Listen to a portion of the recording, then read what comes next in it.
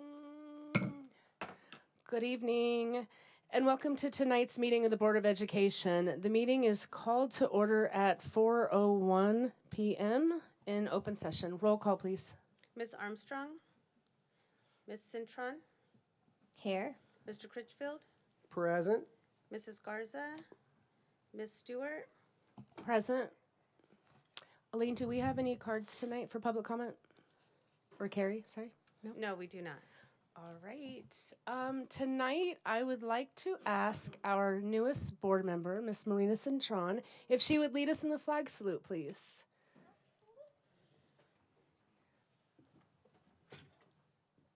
Right hand over your heart. Ready, begin. I pledge allegiance to the flag of the United States of America and to the republic for which it stands, one nation, under God, indivisible, with liberty and justice for all. One day. Thank you. Thank you so much. All right, Mrs. Acevedo, let's begin the retreat. Thank you. Good evening, everyone. Happy New Year. Nice to see everyone back. Thank you. Thank you. This evening, we have 3 presentations for the board, presentations for information, and you have individuals that have come to speak to you about 3 very important topics. The first topic, first presentation for you will be from Westberg and White. We are going to have an update regarding the Mayfair High School athletic fields. So I'd like to ask Bob Bender and staff to please come up and provide us an update regarding those fields.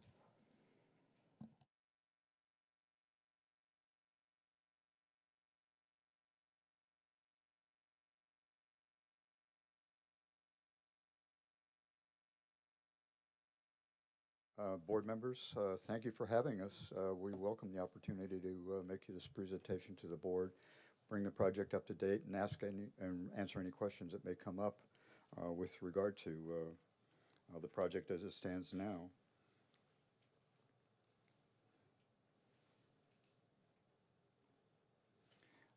The first slide is just roughly the renovation features as the project is inclusive now. The stadium portion of the project is the primary impetus behind the entire project itself. The stadium contains field lighting, which consists of 4 large light poles with LED lighting on the top of them, which shine on the field and the soccer field and illuminate the track and field area of the stadium itself. The most recent change that we've made to the project since it was originally approved back in 2021, we added the 1,500 square foot home bleachers with the press box to the west side of the field. And then we included a 500 square foot or 500 seat capacity bleacher on the east side of the field, and that's the visitors bleachers. The synthetic turf has changed since we originally designed the project. We're going with a different manufacturer now, and the areas that are inclusive are the soccer and the football fields, and then surrounding the soccer and football fields, the running track is also a synthetic field. All the grassed areas inside the fence perimeter is going to be of synthetic turf. There will be no natural grass within the stadium area itself. The buildings that we have are the concessions restroom building. We have 2 ticket booths. And then one of the new additions to the project since it was originally approved was the 1,900 square foot storage facility. The field storage facility is primarily there for the grooming equipment that's required for the synthetic turf and storage space that is provided for the football fields, the track and field events, and all the other athletic equipment that's required to provide serviceability to the stadium itself. It's 1,900 square feet, and it's much larger in capacity than most of the field storage areas that we provided in some of our other projects. The rest of the fields consist of 2 one baseball and 1 softball field. Each has a backstop, and each has a home dugger and a visitor dugout with additional storage space provided for each of those facilities. There are 2 sets of bleachers behind the backstop, and then there's also a raised scores platform with a shade structure that covers it right behind the bullpen fence.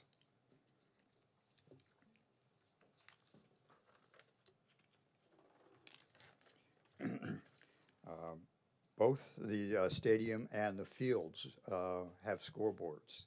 The main scoreboard is at the stadium area, and then there's one each smaller scoreboards at the baseball field and at the softball field itself. As part of the original design, we have a 300-car parking lot that covers what is now an open flood control channel.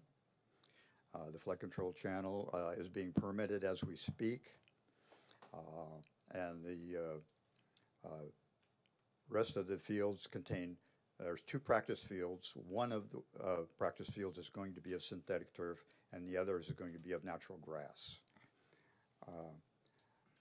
The portion of the practice field where the synthetic turf occurs also includes a stormwater detention basin, which is a state requirement that was part of the original project from the get-go, from the beginning.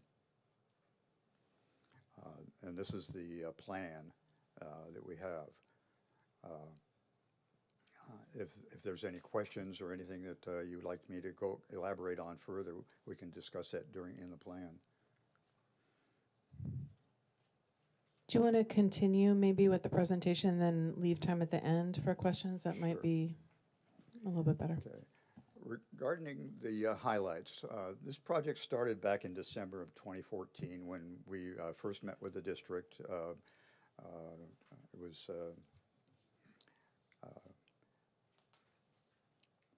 the principals involved at that time, and we submitted our proposal. We were authorized to proceed with a proposal in December of 2015.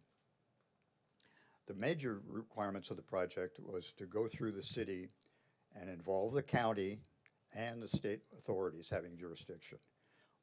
All of these bureaucracies have subsequent timelines which initially delayed the project in the first case. They have had subsequent impact on us in processing the project through them again the second time, and that will show up later in these highlights. The original project was scheduled to be a phase 1 of a 2-phase project which included the steam building. The sports field was proposed to be developed first, and then the steam building would tie into that as a phase 2 construction. Based on the delays caused by the LA County Flood Control District, where they were hemming and hawing about bringing in the Army Corps of Engineers, the steam project was authorized to go forward first. The final project, initially approved on March 4, 2021, was later put on hold as a result of the construction of the steam project at the time and all the other projects that were being proposed for development at that time. All projects were put on hold at the same time after that March 4, 2021 date. In October, we understand that the school board had authorized staff to move forward with the project as it was originally designed based on the presentations that we had made earlier on. We had, back in the April board meeting, there was a presentation made to the board where we prepared 3 different options for the sports field project, each one containing a different dollar amount, and it was presented to the board at that time. In October 2023, apparently the decision was made by the board at that time to move forward with the project that was originally designed. There was a caveat to that it be reviewed with district staff and the site stakeholders to make sure all of their requirements were inclusive. Later on, we were participating in the meeting on November 1, where we met with district personnel and site stakeholders, and they outlined what their specific requirements were above and beyond what was part of the original approval.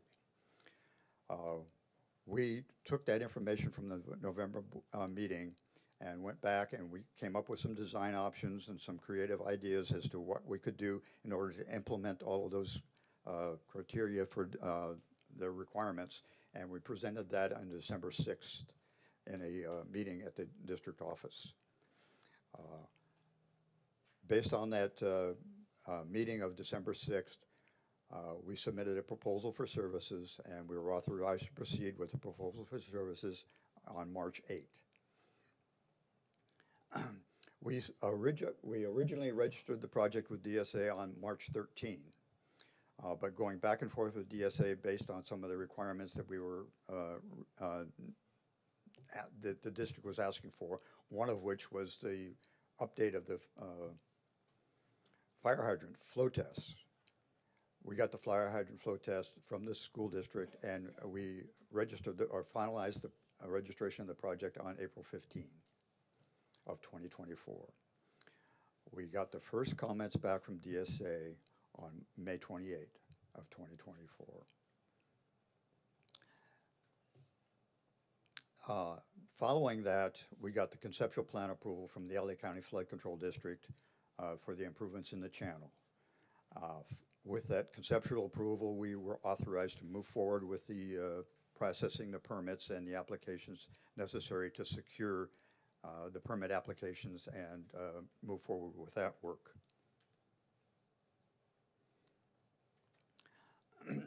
The response to this first round of comments, we got the comments back on August 14. We submitted in March, and we got the comments back on August 14. That was the first duration of the DSA application. We responded to those comments on November 13 and re-uploaded our package. Some of the comments that were made as the initial review were as a result of the design changes that took place on the site plan. DSA now required us to provide additional fire lanes and additional access for the fire and emergency vehicle access. So we had to redesign the site plan based on that requirement, which is what we took us to November 13th to get uploaded. And at this time, we were also required to go back to CGS, California Geological Survey, for approval of the site improvements that were required. We got the second round of comments back on December 4, which is what we're responding to currently, and we're scheduled to have a in-person back check on January 16.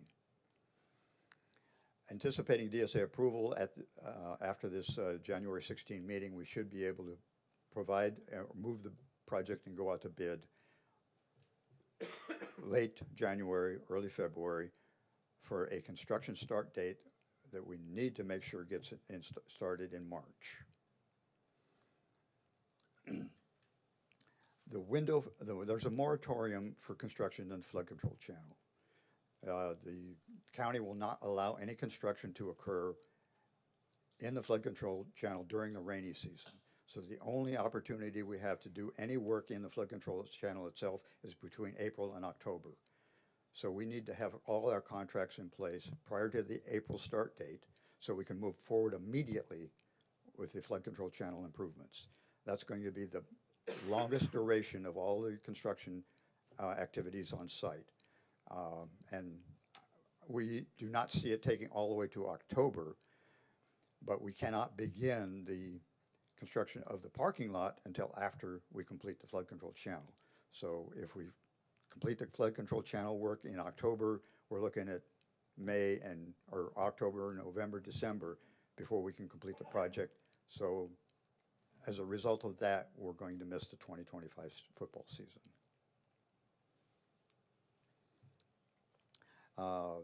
We were asked to update the project construction costs. When we prepared the original original proposal for the design, the construction cost budget established back in 2014 was $6,045,000. We went through, there were some additions and modifications to the project that occurred early on, And the adjustments were made in April of 2019. We provided the district an update of the construction cost at that time as $9,250,000, which is what we've included in the application to DSA for the construction costs that we're under application for right now. In the last presentation we made to the board, or back in the April 2023 presentation to the board, where we had three different options. Option one, which was to move forward with the project as initially designed, was given a rough order of magnitude of $15 million. We reiterated that $15 million in our board approval of our board meeting of August 28. Or August 9, I'm sorry.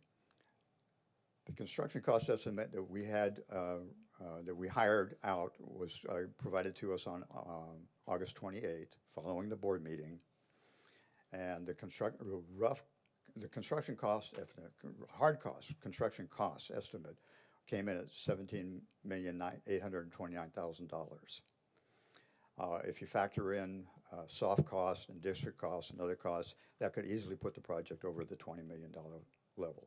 And I think that was discussed at one other point in time. I don't remember exactly what the details were, but I know that has been the number that's been floating around within the district itself.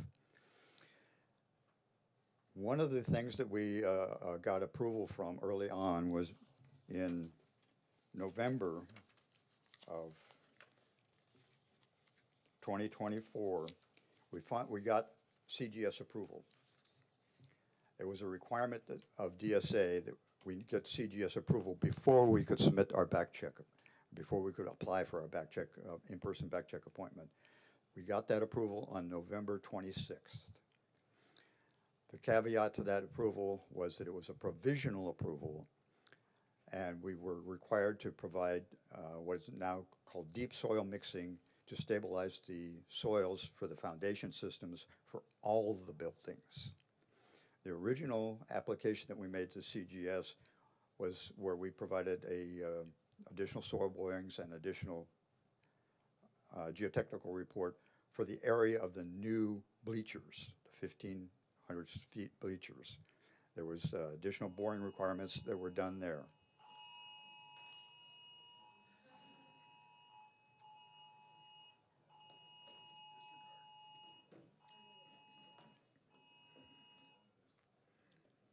So at that time, as a result of the boring requirements, the geotechnical engineer had a recommendation of either going with deep soil mixing for the foundation systems of the home bleachers only, or using a over-X and recompaction for the entire area, which was the process that was used on the steam building. So we had the option of going either way. Now, with CGS approval, they've directed us to go with the deep soil mixing soil stabilization. The district has since hired a contractor, a specialty contractor, to go ahead and prepare the designs, the calculations, the specifications as necessary to include this in the bid package when we send it out.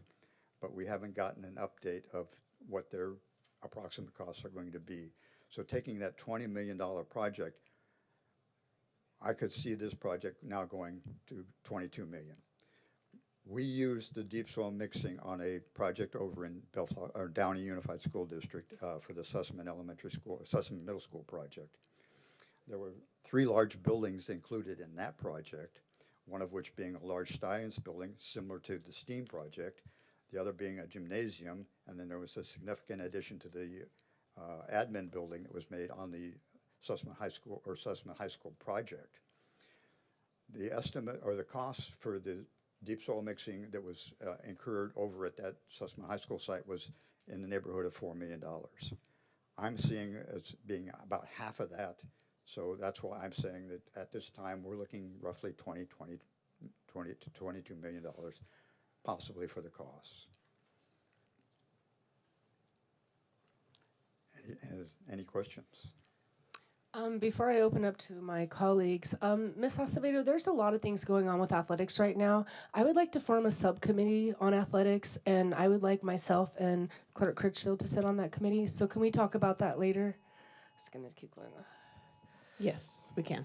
All right. Any questions for my board members? Clerk Critchfield. Okay, I have a few. So, if this project would have gone forward when it was originally approved, the cost would have been closer to 6 million, right? No, no. The original approval was what we had provided to the district back in 2019. The estimate at that time was $9,250,000. Okay. As of the, what date do we have for the April 2023 presentation made to the board, where we had the three options. Option one, to proceed with the project as designed and approved Now, at that time, was when- $15 million. When you say as designed, did that include the parking structure? That Yes. did include? And so so when the board, I believe it was August 23, was August 2023, where we had the three options and we said option one plus. And the plus was we wanted to go back to the site to engage with the coaches and site administration. Yeah. So that was, what was the price at that point for option one, that design? 15 million. That was the 15 million. So the additions from that is how we got to the 20 million. How we got to the 17 million that we got the current cost estimate on.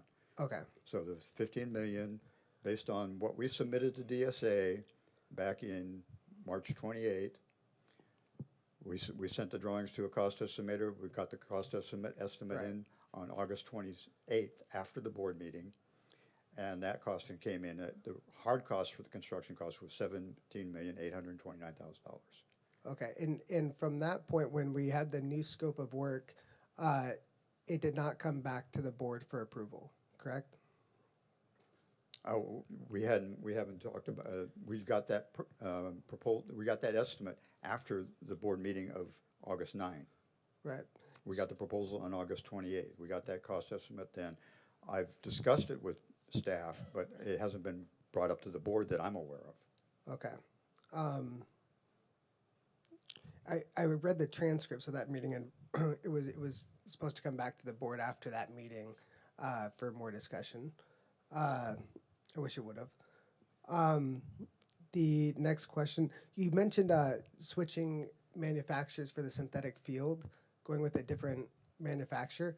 Who is selecting which synthetic field, and are our staff involved in the actual selection of the field? Absolutely, yeah. Yeah. Both Patrick and I and the groundskeeper, what was his name, Patrick?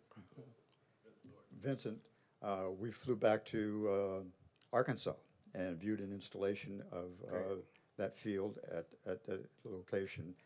And the price that we got from that new supplier was equivalent to what had been provided by Field Turf, but Field Turf was going to be increasing their costs because of, cost escalation since they their can. original Yeah. original submittal. So yes, Patrick was involved, and the rest of the staff was made aware of the change that was being made to go with an alternate to the synthetic turf. Okay, good. And the scoreboard. So I know the initial design was to kind of mirror the Ron Yuri scoreboard, which is, I don't know how long that scoreboard's been there, but I know Patrick's thinking right now, he's thinking of a year. It sounds about right. And that's what we designed the brand new stadium to have. That was the scoreboard? program that was used for the 2014 proposal that we submitted to the district. It did get adjusted afterward, but that was the initial proposal, was to mirror the Ron Yuri Stadium. Okay, is that the current plan? No, well, we're going with visitors bleachers and home bleachers. No, no, We're going just press scoreboard. box. Pardon? Or the Just score for the box, score- that hasn't electronics. changed. Okay. That's still the scoreboard that's in the project currently. I have talked with staff about it, Patrick and I've had several discussions about it, and I just got a call this morning from the scoreboard supplier, which is providing a CMAS agreement to Deborah for purchasing for the scoreboards. I talked about it with him. We can add a video display board to the football field scoreboards. The video display board alone is in the rough order of $75,000 added costs. I asked him what the total cost would be for the football scoreboard, and he was saying in the neighborhood of $250,000, less what we already have in the original CMAS agreement.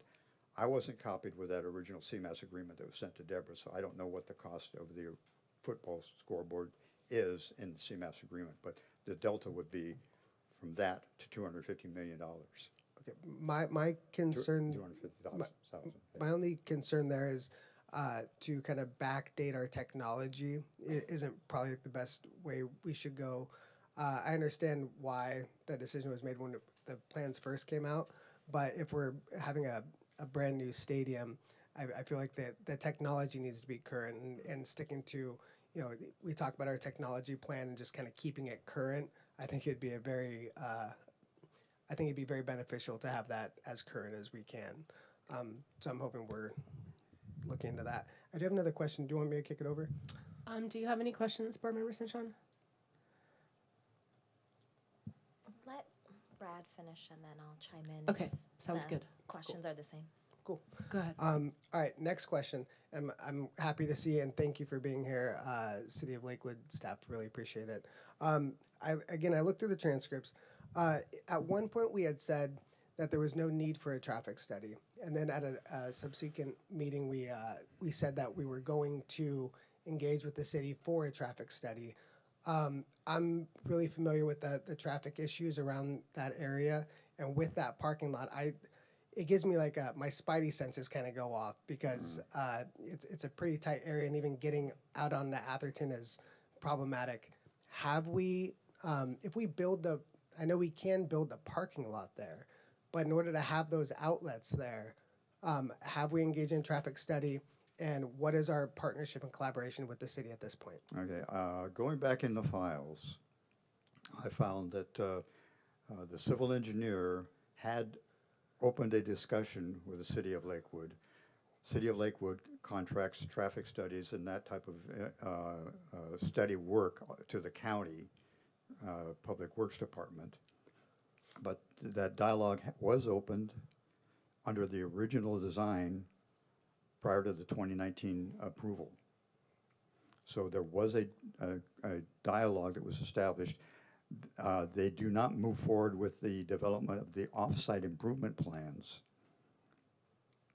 to submit to the city until a contractor is in place. The project was never put out to bid. Therefore, they never had a contractor to include in the application. So an application was never made to the City of Lakewood for a off-site improvement plan, which at that time, if a study was necessary, would have come up. So there has been no traffic study there. Not to date, no. So I've discussed this with the civil engineer. They're currently moving forward with directly to the county, whom they're going to have to deal with eventually anyway, with regard to options to add one or two more driveways, possibly one onto Arlington as an exit only, another one down off Cane Hill as an exit only from that 300 parking lot area.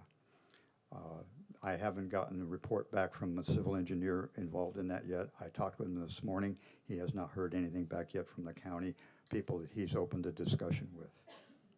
okay, and you're the expert here. I think it would be probably good to work with the city at this point to see if those are where those outlets should be, especially going down Cane Hill right there because it is a residential area.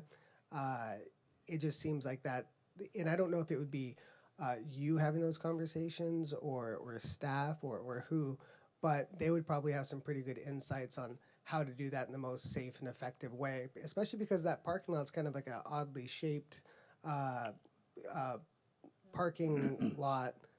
I would like to see those conversations happening, because I'm guessing at some point for this current plan we will need a traffic study, correct? We're checking into that currently. Yeah, I was just going to try to go back to the site plan. The parking area that's directly off of Allington was always part of the project. The only parking lot that was subject to either disapproval under the option 2 or removal entirely under option 3 was the improvements over the flood control channel. Right. So that linear driveway along Cane Hill is the flood control channel, and that's the only ones that we're really concerned about. The rest of the parking up in the corner was what was originally in part of the project from the very beginning, and is still in the project. Right, but didn't you say even with that initial plan with just that parking lot on Atherton, Allington, there was no traffic study even with that original plan? No, because no application was submitted. We Right. didn't go out to bid. So we don't even know if that would have really happened. The civil engineer that we were working with at the time had approached the city. Early on in the conceptual designs, we did have the parking lot along the flood control channel continued all the way to the Right. west, and was going to access that drive. I don't remember the name of the street there. Yeah, and but the that back. residential driveway there, that was reviewed with the city, and that was turned down. Okay. So the city was aware of the project moving forward. They would not approve the project with an exit onto that area, those residential street. Yeah. Well, and the reason why I think it's worth discussing is because, I mean, that was so long ago. I mean, that's over 10 years ago. Maybe with different staff, a different number of students that would be using that, that study would probably change if we were to do one. And developing this plan, maybe out on that Cane Hill, maybe it would have been better to go down to the bottom or to have that exit off the Cane Hill. But I think for the experts working with the safety and traffic people in the city probably be really helpful. So last thing I'll say is that I want to see that collaboration happening, and maybe that'll help guide us, because I don't want us to go down a route where we're planning on having these outlets and then we can't do it. Okay, well, as I mentioned, I'm currently working with a civil engineer. They are taking the plan as presented there. We're showing where there's 2 possible options. The one down near the corner of the intersection between Allington and Cane Hill, and then the other outlet up toward the turnaround access onto Cane Hill from that parking lot. Those 2 areas are dashed in on that site plan, as you can see them. That is what is being presented to Public Works, LA County Public Works, for the city of Lakewood for their review. And I haven't gotten a report back on that. This is just something that just transpired recently, so we're still in the process of following up on that activity. We are moving forward with the project as it's designed now with DSA processing and stamp out. If we add those driveways in, it'll have to be something that will be done as part of the off-site improvement plans, which I state don't get prepared and submitted to the county or the city of Lakewood until we have a contractor on board, which we can include in the application, and the contractor is the one who actually essentially pays the fee. Great. So what I hear you saying is that it won't It won't happen until we postpone move forward with the anything, and and put it out to bid. we can do that later.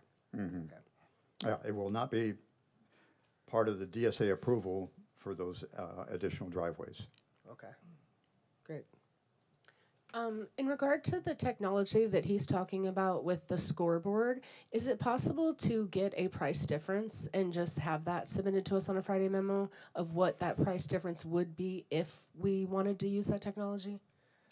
Yes, once we're provided the information from the architect. Yes, yes. Well, as I mentioned, the just the digital board itself, all by itself, is a $75,000 increase. The pluses are that we have to add structure. We have additional footings, we have additional columns, there's added structure, there's added electrical costs, and there's also other incidentals.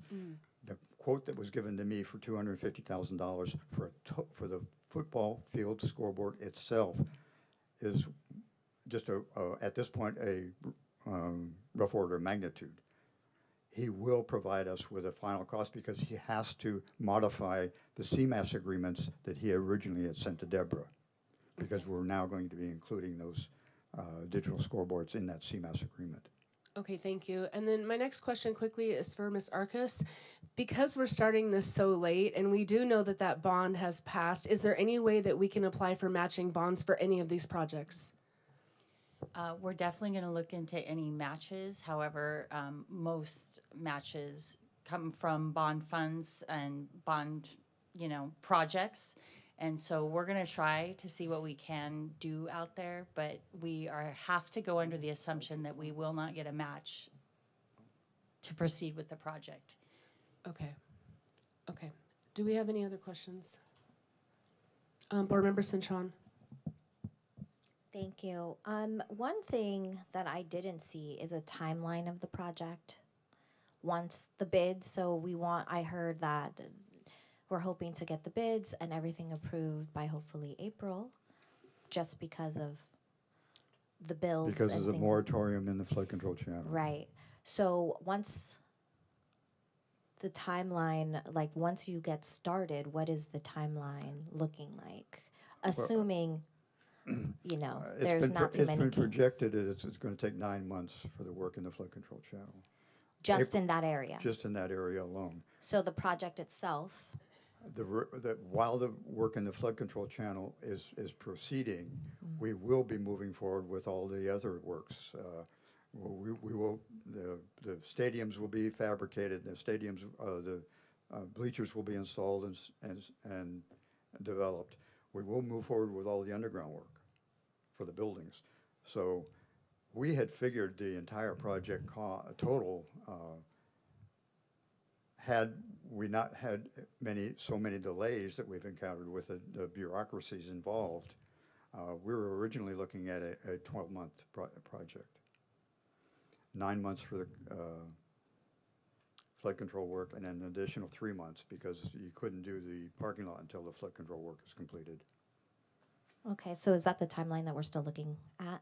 12 months from whatever start time it is, 12 months from there? Yeah, that's why if we get the bid, we go out to bid late January through the month of February, we can award contract, or the board can award contract in March for a construction start date prior to that April deadline, or the April authorization to proceed, so we can get everything in place and ready to go for immediately starting in the flood control channel. In the interim, all of the other work can be starting as well. So what I hear is the assumption would be, if everything goes right, that our 2026 grads would graduate at I'm getting, 2026, yeah, you would have the stadium available. Would be a 12-month turnaround, so Right. if we get so our class of authorization- 2026 would have their first so graduation on the yeah, field. if we move forward in March, theoretically, we can Everything's complete the perfect. project the following March, which would be 2026. Okay, cool. I don't know who to address this. It's a side question, 2 side questions. You can direct it to staff. Okay, great. So one of the things that I was thinking about as the presentation was going on is, where are all of our sports students going to practice while this work is being done? Like where their practice, their games, obviously we won't be hosting any at that field at all. So we have football, soccer, track and field. Our tennis courts are not going to be touched, but would it still be safe for them to practice there? So like that is more of the general, like where are our students going to go? And then this does not pertain to the field itself, but also, so are they going to get a shiny new field, but are they going to get shiny new equipment? Our students at this campus, on this campus. So whatever that looks like, you know, like if there's anything necessary for, like we glamorize a lot of our sports teams that are outside, and in my mind, I think about the boys' sports, but I also want to keep in mind the girls' sports, the track and fields. I would like to see or possibly know if we're going to give them or have the budget for equipment for the field to be used on the field. Let me work with staff and get back to you on both those questions. Thank you. And that's all for me. Thank you. Just as a preliminary discussion that we've had, acknowledging that this subject was brought up by staff. We've talked about creating a lane along the residential properties to the east, or to the south rather, on this project, and creating a crosswalk over to where they can go to, what is it, Lindstrom over there? Esther Yeah. Lindstrom, yes. That was discussed prior as well. So that's where the football field would be, or football teams would be practicing. I can't speak to the rest of the other practice teams. Yeah, and I think I heard that and I read that somewhere, and we were only talking about football, but there's so many other teams that need to be addressed and also catered to as well. So that's where that question came from. As well as our PE classes, and I think we know that. I have a question. Are we still planning on doing the kind of under construction banner along the side so that people know that this is up and coming? Are we planning on doing that or no? We are planning to do that sometime this year, yes. Okay. Vice President Garza, did you have any questions?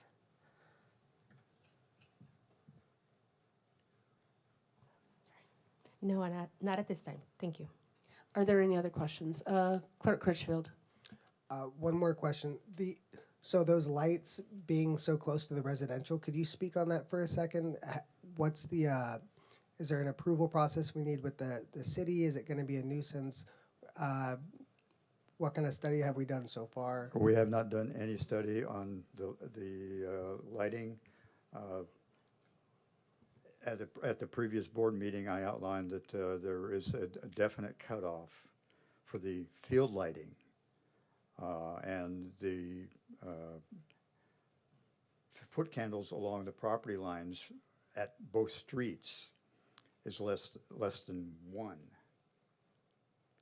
Where a parking lot, minimum lighting for a parking lot is 1 foot candle. So it's less than a parking lot lighting that you're going to get on the street side of the campus, the street side of the school.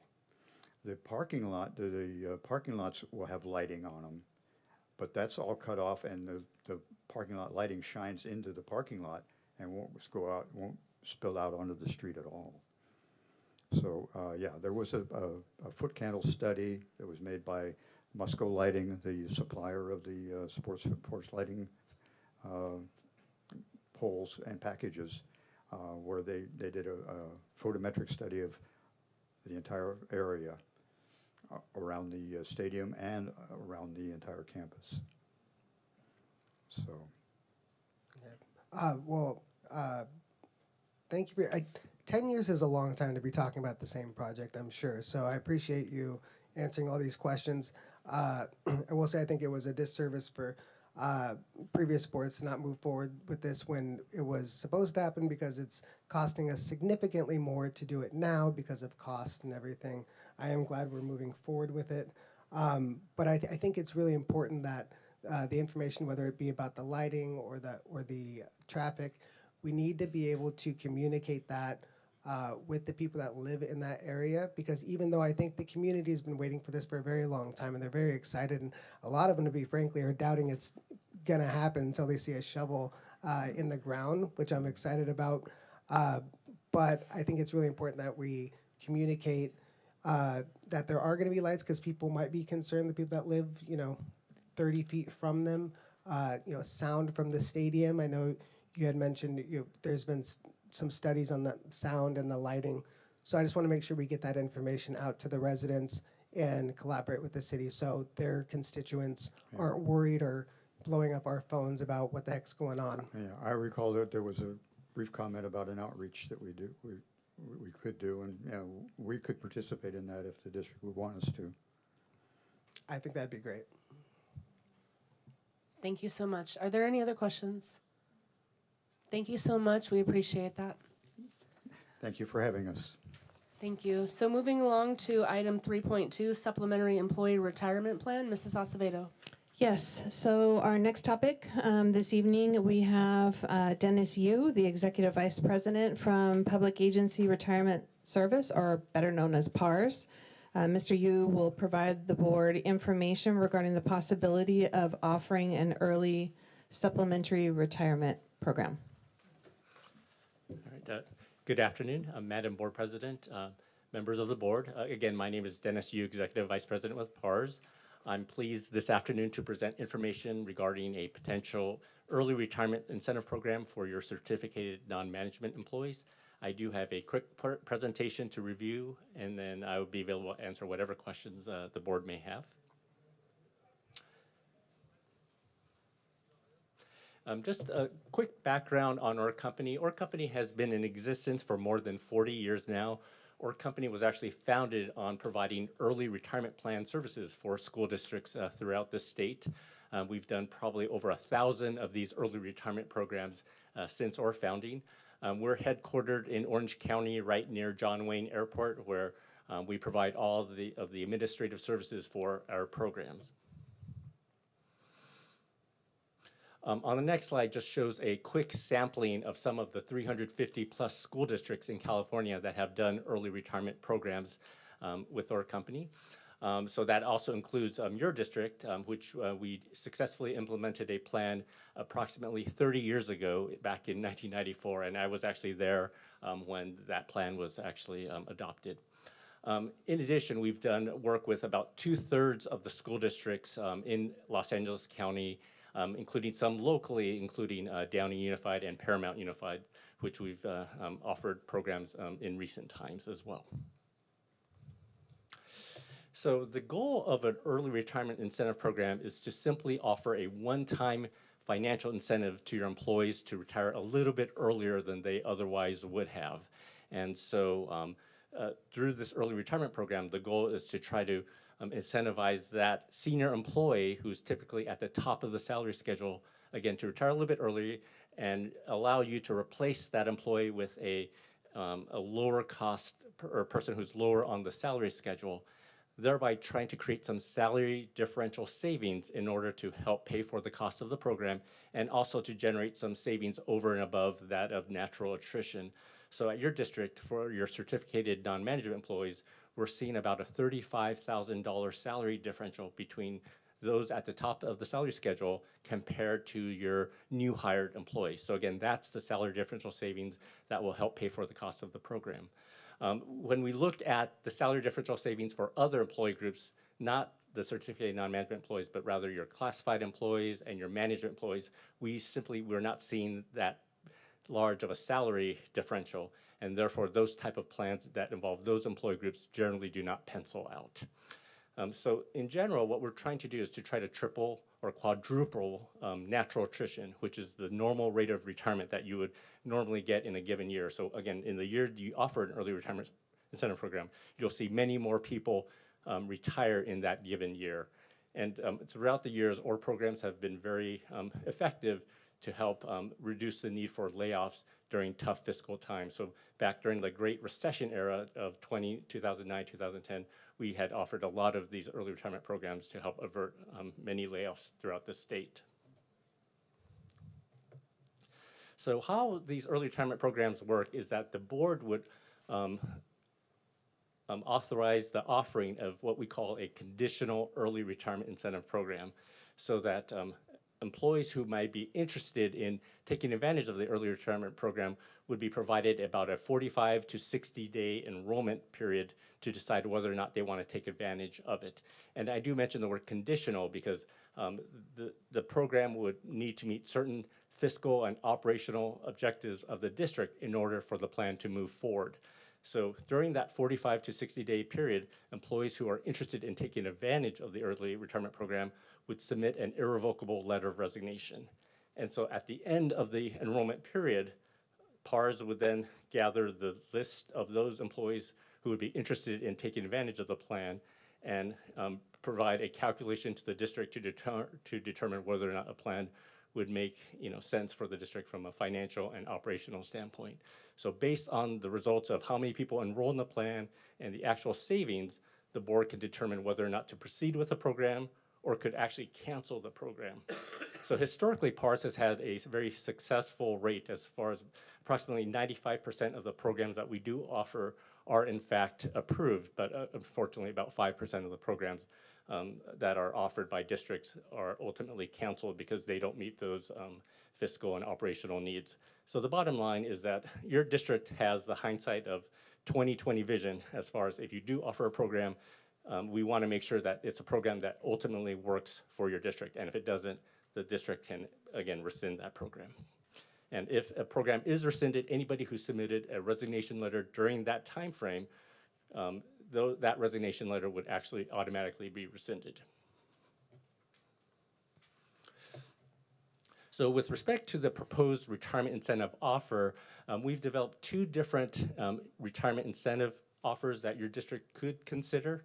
These are just simply based on retirement offers that some of your local nearby districts have offered to their certificated non-management employees in the recent past. So one program, scenario one, is called 70% of final pay.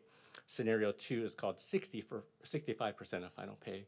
So what that simply means is that represents the cost to the district of a particular program based on the employee's salary. So to make the math simple, let's say one of your employees is making $100,000 per year in salary. If you offered the 70% of final pay plan, you would take 70%, multiply that by the salary, so that would be $70,000 in that case. And that ultimately represents the cost to the district to provide that retirement incentive for that particular employee. So again, that $70,000 employee, I'm sorry, that $100,000 employee, the district's cost for the incentive would be $70,000. The district does not pay that in one lump sum amount. The district can spread out that cost over a 5-year time frame to provide some additional budgetary savings for the district. And with that contribution of $70,000, the district would actually purchase a tax-qualified annuity on behalf of the employee, and that serves as the retirement incentive offer that the district is making. And by purchasing the annuity, that provides certain tax-favored advantages for the employee to participate in the program. So the way to think about it is that when an employee retires, they would be eligible for CalSTRS benefit, whatever they were originally entitled to, plus the PARS benefit. So in retirement, they would basically collect 2 retirement checks. And so again, the PARS incentive is really what motivates people to retire in that given year. So the employee, if given the opportunity to accept this annuity program, or to participate in this PARS program, they would then be able to select among 14 different annuity payout options. So these would be 14 different types of monthly payout options that the employee can select from. So PARS would be notifying and educating the employees exactly what the options are and what the amounts potentially would be if they were to accept this early retirement plan offer. From the PARS standpoint, what we wanted to try to do is to provide as much options to employees from a financial standpoint to assist them with respect to providing a financial incentive that makes the most sense for the employee. From the district standpoint, the district doesn't really care which option the employee chooses because your cost is going to be fixed at that either 70% or 65% amount. But from the employee, they can then select the financial payout option, again, that makes the most sense financially. So we do offer 3 different types of lifetime benefit options, 11 different types of fixed-term payout options, which would be higher in nature. In addition, there's also going to be the ability to do what's called an IRA rollover on some of those benefit options. So that allows the employees to even tax defer a portion of their PARS monthly retirement benefit. So again, we're trying to provide as much retirement flexibility for the employee through this incentive program. So the next part of this presentation, I did want to get into a little bit of the potential design that your district could consider, and some of the assumptions that we factored into or model to help determine whether or not a plan would make fiscal sense for your district. So the plan for your certificated non-management employees that we're looking at is a plan that involves employees who are at least age 55 with 5 years of district service. So they would have to meet that milestone as of June 30th of 2025. And in order to participate in this program, they would need to actually resign from district employment by the end of the 24-25 school year. One thing to note is that usually with PARS programs, we don't require employees to actually retire. They would simply just need to resign from district employment, and they would actually have the ability, if they wanted to work at another district and continue to accrue additional STRS service credit at another district. But from your district standpoint, you're able to have one of your top of the salary schedule employees depart the district, and so that's what really generates the financial savings for your district. So from that standpoint, there is a lot of flexibility even for the employee to not even have to retire, but simply they would just need to resign from district employment. What we do find is that most will actually retire under their respective retirement system. So this plan, we are looking at either two different types of program, either 70% of final pay, 65% of final pay. So we've modeled calculations looking at both. With respect to replacement employees, we looked at approximately who your district hired last year in a certificated non-management role at approximately $87,000. So that's, if an employee retires, they would be replaced by an employee making that salary amount.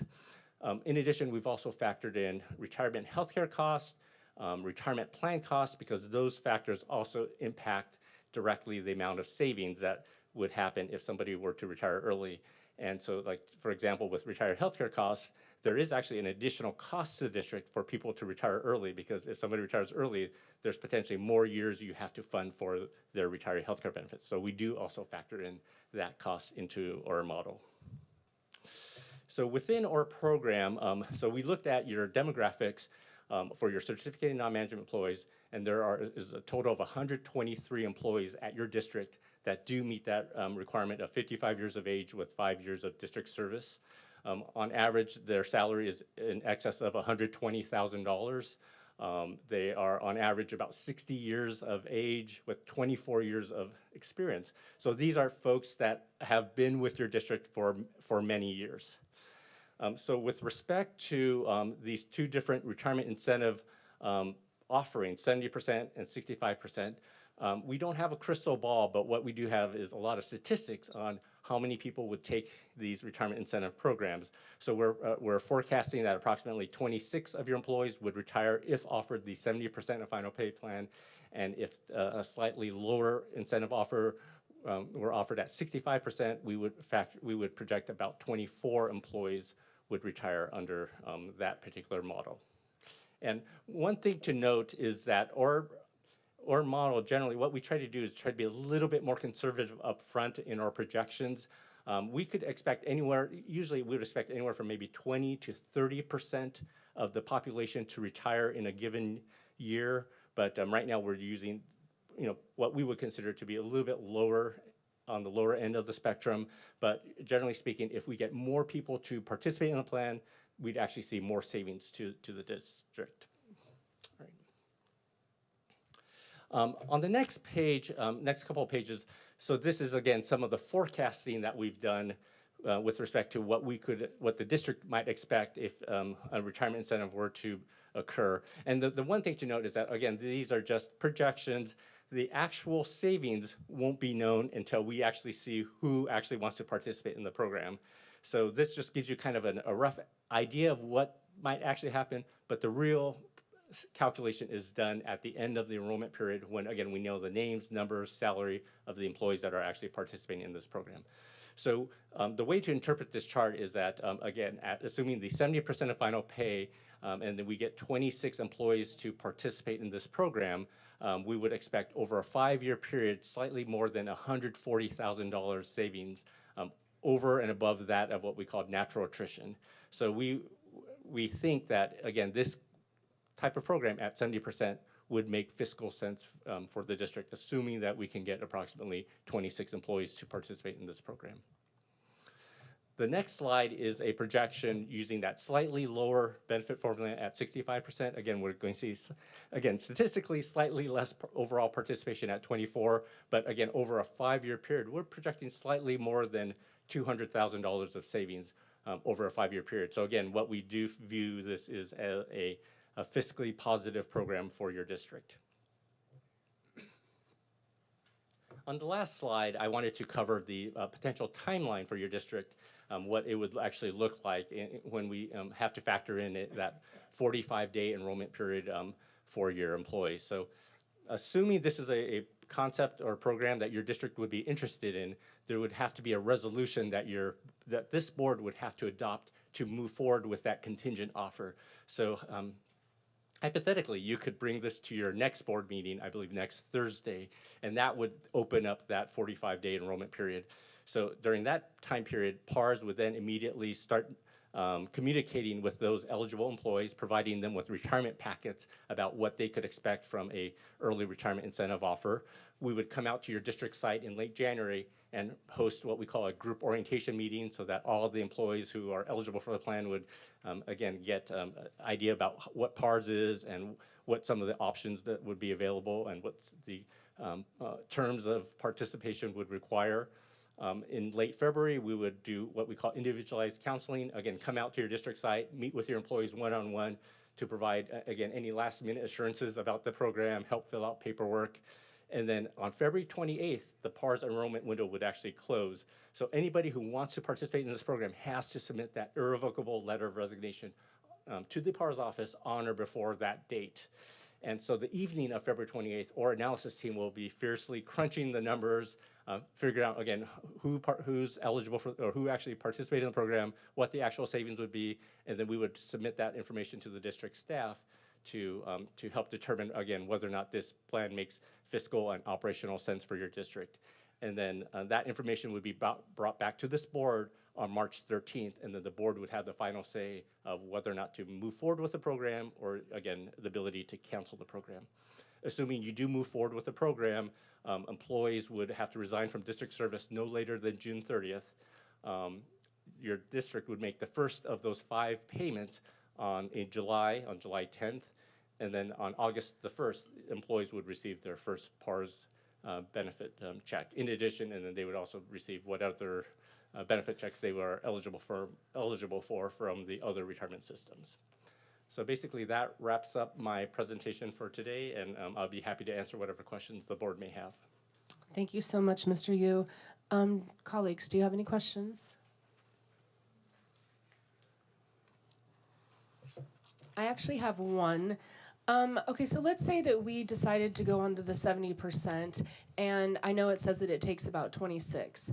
What if we got 24 or something like that? Could you go back and change the percentage, or when we make the decision for 70 or 65, are we locked into that? Yeah, so generally speaking, once you make that decision up front, you would be locked in at that point. Okay. And technically speaking, even if we were to, let's say, get 24 employees when we were maybe hoping for 26, you know, sometimes, again, depending on the type of employee who accepts that offer, it could make, there could be some benefit if, for example, one of the higher paid employees of the district accepted that offer. So we could even see more savings with 24 if they were the right 24. Gotcha. So, I think it's a great idea. I think we should do it. I'm a little confused on the percentage. You're the expert. What would you recommend and why? What I've included is just 2 different options, Right. Meaning 2 viable options. And ultimately, I think it depends on what your district's objectives are, is as far as if you want to try to achieve a certain number of employees we think that the 70% offer would be a good choice. That's, again, what a neighboring district offered their employees a couple of years ago, and that resulted in a very successful offering. One of your other neighboring districts is offering the 65% currently right now. Right, I but- know that district yeah. very well. But we don't know the end result of that I offering know, yet. and I wish I was 55. So I, generally speaking, I would feel very comfortable with the 70% offering because I think that's a more common, 65 is a little bit of a, not a round number, so to speak, whereas, 70%, I think historically we've had, or company standpoint, we've had great success with that level of offering. So there's not a huge difference from what I'm hearing. It's really just the incentive of getting people to do this so that our district can save money, correct? Absolutely correct. Okay. Right. Vice President Garza. Yes, thank you. I think most of my questions will be directed to staff, but maybe perhaps you can chime in case you have any extra information. Did we already request some information prior to looking into this, into the early retirement in years past with our unions? I thought I was I was maybe I'm not mistaken. part of that in the past. My understanding verbally was that it was looked at and reviewed, and it was determined not to be a financial savings for the district at that time. But my understanding is that was looked at in years past. Okay. So would we go out then and ask our unions how many people they foresee taking advantage of this, or? is No, this that's a step- part of this process as he described. So if the board elects to move forward with this, it will come to you next week as a board item for approval, and then PARS will then jump in. They and will it's do that. their, yes. Okay, perfect, thank you. And I also heard that there are some extra benefits that the district would have to pay on behalf of our employees that do decide to take this plan for benefits after retirement. Are we able to meet those responsibilities?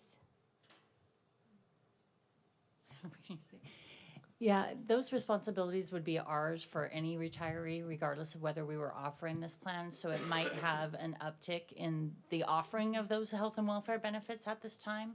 But we are pretty secure in what we call our other post-employment benefits account. And we have the funds available to support all of our employees that may retire in that way. Perfect, thank you. And I think this one is just a small clarification on, you said that by the end of June, on June 30, 2025, that any of those employees who would decide to take this plan have to present their resignation notice. Would that, but then over at the other timeline, you gave a February 28 PARS enrollment window closes? Right. So the resignation letter itself would have to be submitted on or before February 28th, but the actual resignation effective date would not occur until the end of the 24-25 school year, not to go past June 30th. So I'm not sure what the last day of your school calendar is on the 24-25 school year, but that would be the date that the vast majority of your employees would submit a resignation letter for the last day of the school year. Okay, so then to make sure that they're in the program, they have to abide by the February 28th deadline? Yes, as far as submitting an irrevocable letter of resignation. So Okay. if they want to be a part of this program, they would submit that letter on the 28th, and then on the March 13th, the date that the board would review whether or not to approve or reject the program, assuming you want to approve the plan, then all those resignation letters become binding effective on the 13th. And then the resignations see. actually take effect again, usually on the last day of the school year. Okay, thank you. And then I guess this one would be to staff. Do our principals and do our campuses request teachers to give them an update on what their future year plans would be? Is that still in effect? I thought we did that, whether they're staying on with us, moving on to a different district. So at sites, teachers are given a tentative assignment that usually happens in the month of May. This would be happening before that would take place. Okay. And it's not necessary for us to move that date, correct? No. Okay. I think those are all my questions as of right now. Thank you so much. Thank you. I have another question, just being transparent for our teachers and our employees. Is there a difference between a teacher, if they're taking this, resigning versus retiring? Because I know that when you're in a district, you're locked into your health benefits. So would that be a difference that we need to talk to our employees about? Correct, yes. So from the PARS standpoint, from this incentive standpoint, all we're simply looking for is a resignation from employment, and that qualifies them to receive this monthly PARS benefit. For your district, you do offer continuation of healthcare benefits into retirement, which would probably require and necessitate retirement under STRS or PERS, depending on which retirement system the employee belonged to. So yes, it would need to be clear that if employee does want to actually retire and also receive healthcare benefits, they would need to also then concurrently retire under either the STRS or PERS system. If an employee simply wanted to go, let's say, work for Downey Unified, for example, and just simply resigned afterwards, then they would actually forego or forfeit their continuation of retiree healthcare benefits at that point in time if they chose to not retire and continue work at another district. So that's why we do see most employees would probably resign and concurrently retire, but that's not 100% always the case. Right. Clerk Critchfield. Great, thank you for being here.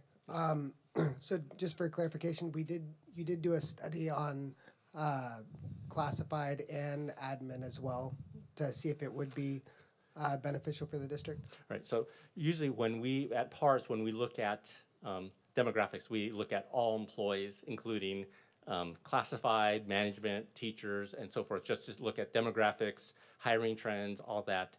And other employee groups were determined to not did not have any fiscal savings like we saw on the teacher side. Okay. And I get it with declining enrollment and needing to adjust staffing.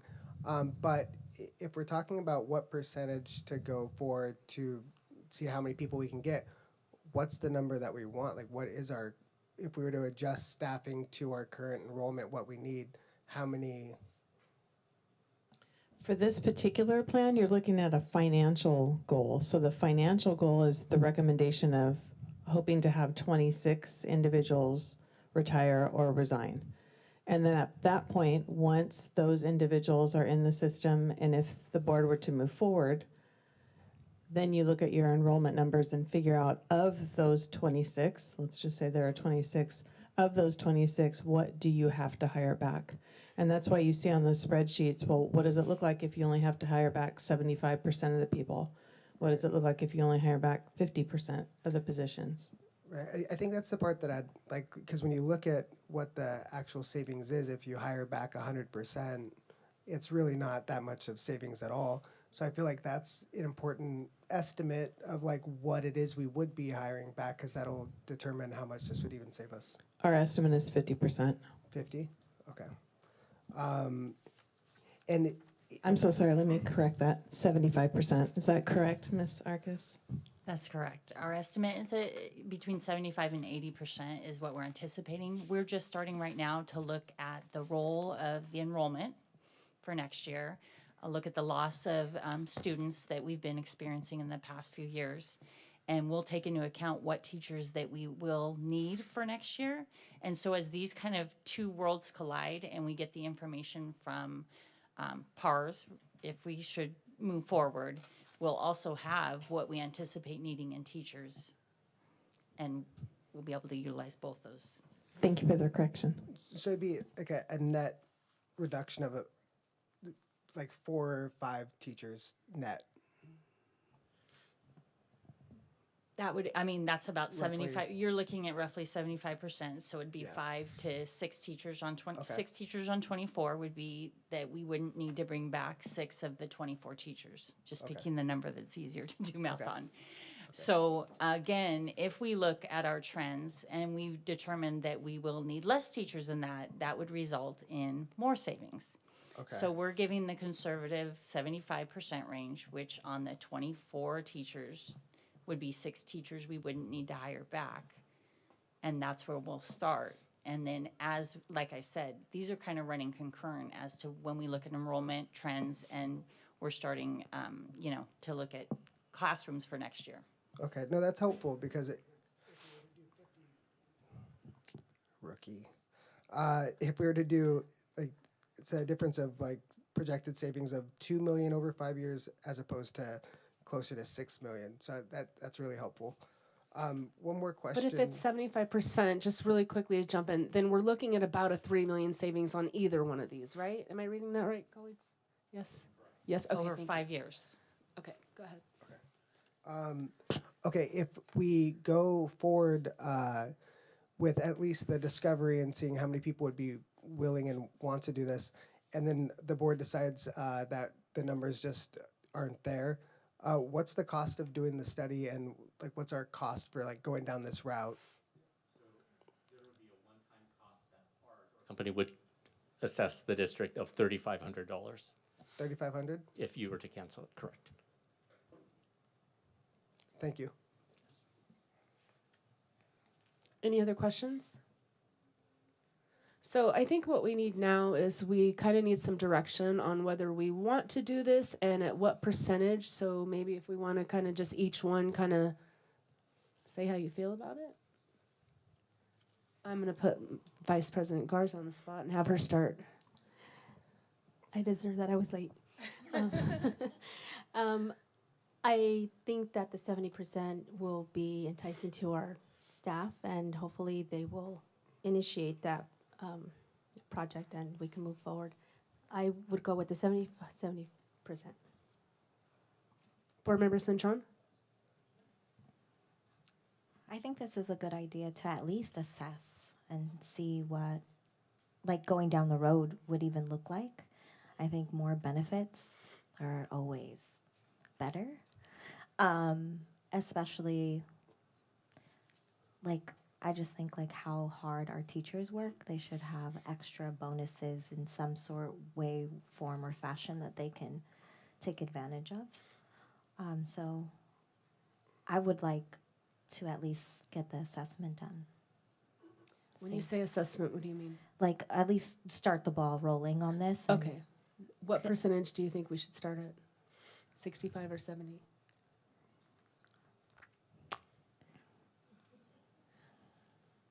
Want to think about it more and I come back to you?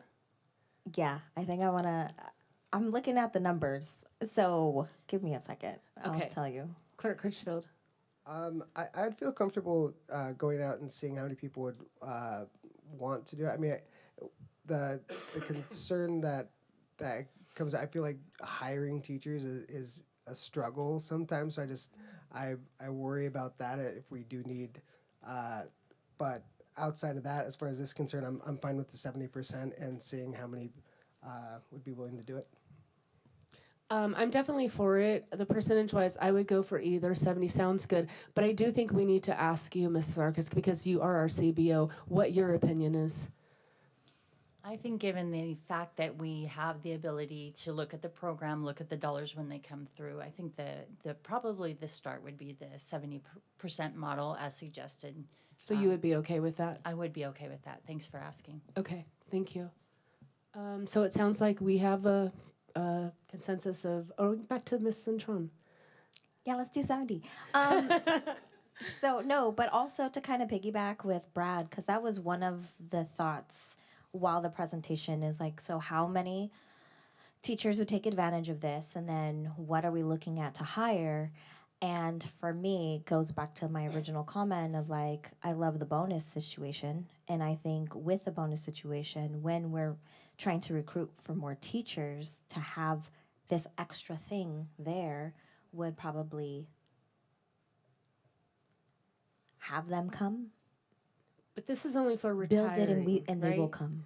This is only for people that are retiring. It's Right. not for our regular teachers, but you're just Right, saying but because it we'll would have be- extra money to be able to maybe Right, and it use. would be Gotcha. something that they can potentially enroll in down the And be line done when in they the get, yeah, absolutely. Absolutely, because I know Paramount did it, I think, 2 years ago, and they're doing it again this year. So they've actually done it twice because it's so beneficial. Any other comments? Okay, so it sounds like you have your direction is we do want to go forward and we'll look at that 70%. Understood. So we'll have a board item brought to you next week at your next board meeting. Thank you. Okay, thank you. Thank you so much for your presentation. We appreciate you. Thank you. Good. All right, so moving along, do we need a break? Are we good? We want to keep going? Brad? Okay, we're going to keep going. You guess? Okay, we are going to take a 5 to 10 minute break really quickly. We'll be back and we will resume at 5:30. Go ahead. My watch is telling me to stand up anyways. Sorry, my mic is not on. We are now back in session at 5:32 p.m. And we're moving on to our last item, item 3.3, Transportation Program Review. Mrs. Acevedo. Yes, Timothy Purvis is here with us this evening from Pupil Transportation Information LLC. He's going to provide the board with an overview of a report that was completed regarding our transportation services. Tim Purvis again with Pupil Transportation Information, and Madam President of the Board, it's a pleasure to be here. I wanted to also let you know, before we entered into the current contract under the scope for the project we're about to present here, I was able to get familiar with the district for about a year and a half under prior business leadership, understanding the current situation with your services provider, just for some backdrop on that. The report is, thank you. The report is heavy in data, so I don't want to move too quickly, so just please slow me up. If you want me to slow down, I have done some references on for the report for your convenience as we're going through. But essentially, the study background in October of 2024, the district approached PTI and asked for not just an alternative delivery system option assessment, but also if we were to bring the model back inside to the district, what would it look like? What would be the challenges? What would be the pros, the cons, the cost, et cetera? So in doing so, we concentrated heavily on those services that the district does perform internally, and that's vehicle maintenance. So there's about 6 of the deck slides in here dedicated to those steps. The report is set up into about 5 sections for reference. The first being the executive summary. Please read further than the executive summary, though. It's really hard to put those together, and the report is heavy in detail. 2, the current pupil transportation services and cost. I feel that's important for the board to understand. Also, every district out of the 1,021 in the state is different in pupil transportation funding, and it's sometimes a challenge to figure out why my neighbor might be getting so much more under the local control funding formula than I am. So it's important to kind of read that history there. 3, the analysis of the current contractual agreements that you have with your current external services provider, which is also another nonprofit LEA, and that's the Hemet Unified School District. 4, the potential alternative service delivery models, which you're probably most interested in, the assessment and the cost of those, and then we were asked to provide an opinion on those assessments as well. So current pupil transportation services and costs. As a starting point, the district receives about $1.5 million historically that comes in funded. It's buried within your local control funding formula, but it's tagged for pupil transportation. Essentially, it has a maintenance of effort, an MOU on it, and essentially that if you don't spend at least that much in the current year, you won't receive, or you'll only receive what your proportion is the following year. And it's hard to explain why that is. That's a historical funding formula from the state that dates back to about the 20s in the Ed Code. I've been in the industry 42 years. The new legislation, which brought about 60% revenue enhancement, not in addition to your current state revenue, but in total, is probably the largest adrenaline shot in the arm we've had that I know of. I suspect it's probably the largest revenue enhancement for pupil transportation in California's history from what school services and FCMAC have shared with us. Those costs must be identified under your function 3600 or they don't count. So let me share with you why that's so important. As a side note here is we spent the 1990s and the 2000s into this century going up and down the state helping to protect required transportation, that's general ed. So what many districts did is they spread out parochial costs. So an example of such would be an instructional aid in the classroom who also is assigned to be a school bus attendant, perhaps. And those costs would get buried, or that percentage of that salary, benefits, et cetera, would not be tracked under Function 3600. And we did not do a detailed dive in this scope of your expenses. I didn't see anything glaring that stood out. I probably would have captured that, but it's just a reminder to the district and to the board for understanding. Expenses for the 22-23 school year were reported as a little over $3 million. We use that as the base factor year because that's the last year on actuals from the state reporting, because remember, you always receive your funding the year following, and it takes 2 years for that to kind of catch up. So we use that as a very objective criterion because it's a fixed figure, so to speak. Approximate funding the district can expect to receive is $1,162,000 for the 23-24 and ongoing, depending on what those expenses are as tracked under Function 3600, as I indicated. The district has an anticipated planned operating budget for the current year of almost $4 million. A little bit of a jump there, not surprising. In our opinion, in our calculations, you're still a little bit under the statewide average there in controlling those costs. The reason for that are the escalating cost in labor, costs associated with contracts, supplies, fuel, the list goes on and on. And the district's cost to transportation, this is something to celebrate here for the board, is about $11,772. It's probably a little over $12,500 right now, because remember, we're using that 22-23 school year.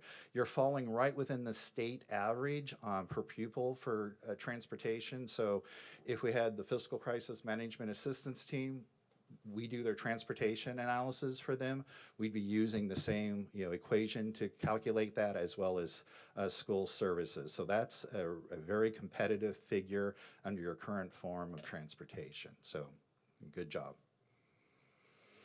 Your current service provider, as you know, is the Hemet Unified School District. That's a very unique service provider and one that you've benefited from substantially. The reason being is they're a cooperative contract with you, and their rates, their costs, et cetera, are set in place similar to your own if you were operating a system. So as they reach out to do cooperative work, it's a very unique program, not done aggressively throughout the state.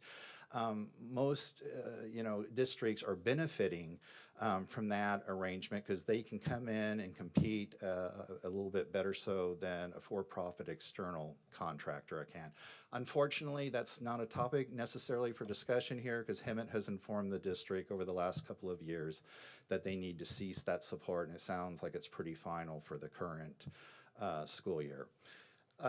Understanding a little bit about your current services, Hemet reports that they're operating 12 school bus routes, and they perform activity trips for you and or schedule or arrange for such if they're not using a Hemet unified bus. The district is providing transportation to approximately 263 students. Please understand that that data is reported to us from the contract provider.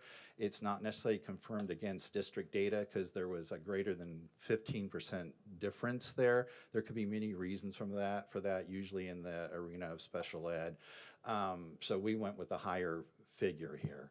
Approximately 139 of those students are general education students, and approximately 124 of those students are receiving transportation as a necessary related service under their IEP programs, either in a Hemet bus, a subcontracted bus, which I'll explain later, or a TNC vehicle, another for hire, non-bus vehicle, or through parent in lieu contracts, which we'll cover later in the report.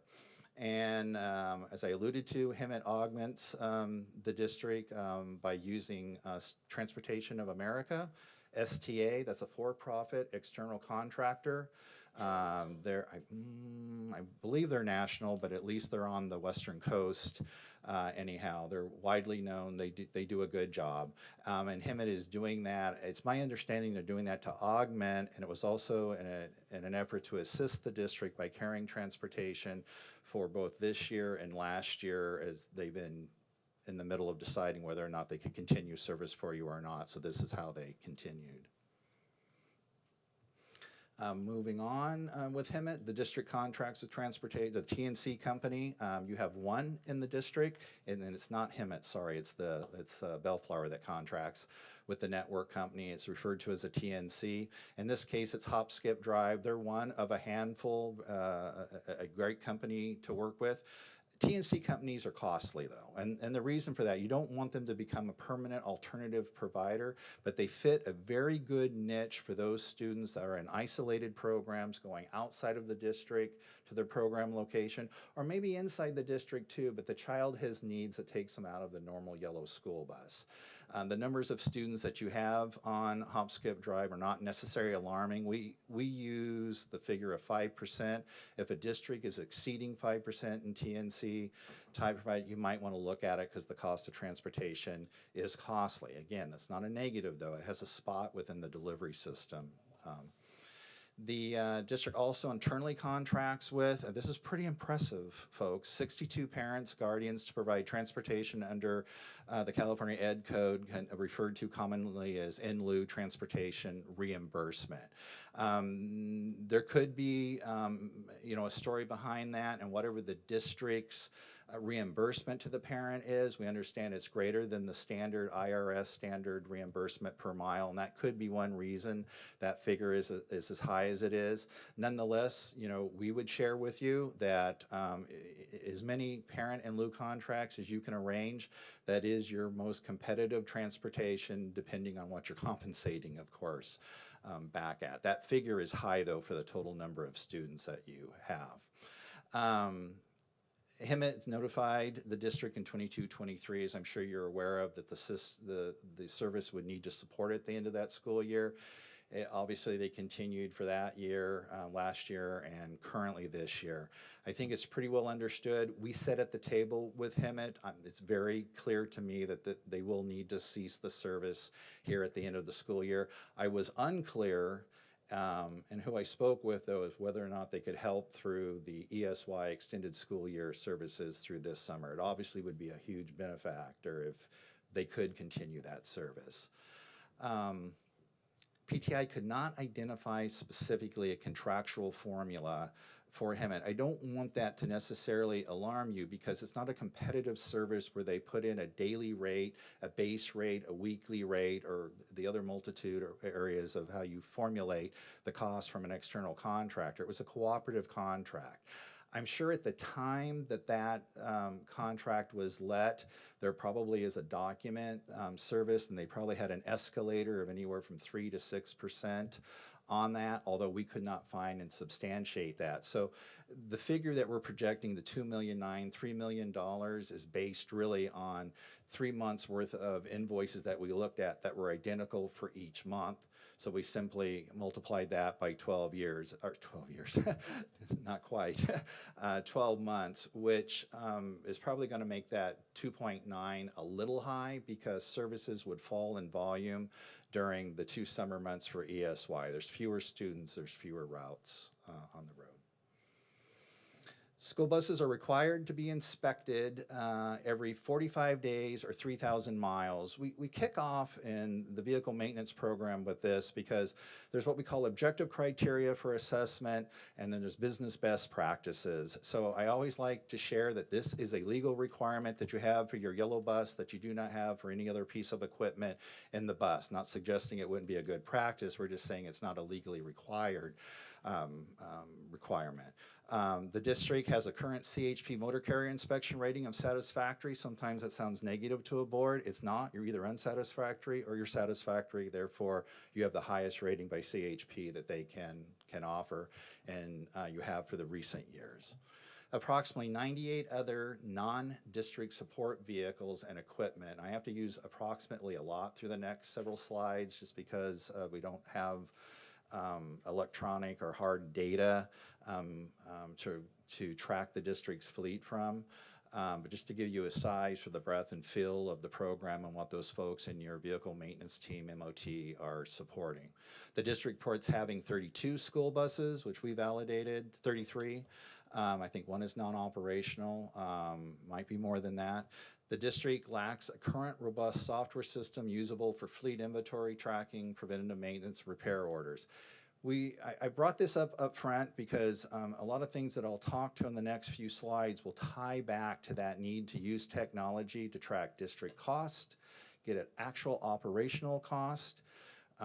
We would much prefer to have been making our recommendations from understanding what a vehicle operational cost was versus a total operational cost, which is just bringing the cost of your supplier, your operator, whether you had internal bus drivers or external bus drivers operating. It's a little bit hard to do that. So that figure I showed you up front of 11,700 per student, that was just taking the conglomerate of your whole transportation budget and doing the division on it. There is a software noted in the department. It was explained to us it just historically has not been used and has some shortcomings for the needs of the department staff, and we would concur with that. We could not identify any type of internal parts inventory or preventative maintenance system as indicated, and the shop had no evidence of an accurate updated vehicle out of service list. I'm going to pull some of these items out because not that they would hold any less importance to you, but so that you understand the importance under California Ed Code, Title 13, et cetera, and requirements. So my examples are going to be specific to a school bus because that's what we're talking about here. So when we see no evidence of an out of service list, what this means is that, an operator has downed a bus in any given morning, afternoon, because there's a critical defect or safety sensitive defect. Or it could be a non-safety sensitive defect of which needs attention, and it's noted on what we call a DVIR, Driver Vehicle Inspection Report, or pre-trip is commonly asked. CHP will want to see, maybe not necessarily during their annual review of the district's fleet, but should there be a school bus incident and should there be a catastrophic incident involving a student. If there's proof to show that there was a failure of a component on a school bus, they're going to look to see if it was known, when that last preventative maintenance schedule was, and if they can't find it there, they'll look back to the 45-day, 3,000-mile inspection to see if it was noted. If it wasn't, why? Did it occur, out on the road, which it could have, so they'll look at the driver's DVIR for such. They're looking for a trail to show that from the point the operator claimed there was an issue with the bus or during inspection, a district vehicle mechanic saw an issue with a bus, it was documented and scheduled for repair. From there, they'll look at a work order, if it exists, to show that it was repaired, what part was repaired, what supplies were used, what mechanic made the repair, and they file that back. That then gets communicated back in some fashion to the service provider in your case, or if it were a school bus driver here, they're notified. So there's a paper trail on that to show the evidence of the repair being made. So I won't go through each bullet and explain it like that unless you ask me to, but I'm going to give you a couple examples of such. The district does not have an established replacement program for fleet vehicle tires. Now, in all honesty, the district has a very small footprint. The district probably is not going to wear out a tire in the span of the mileage that it puts on. But nonetheless, we do as operating our own vehicles too, but on school bus, you don't want a tire on there that's more than 5 years old. We're not saying the district does or does not have such. We just don't have the evidence to be able to communicate to you that there's a program in place where this is being checked. It's an easy fix.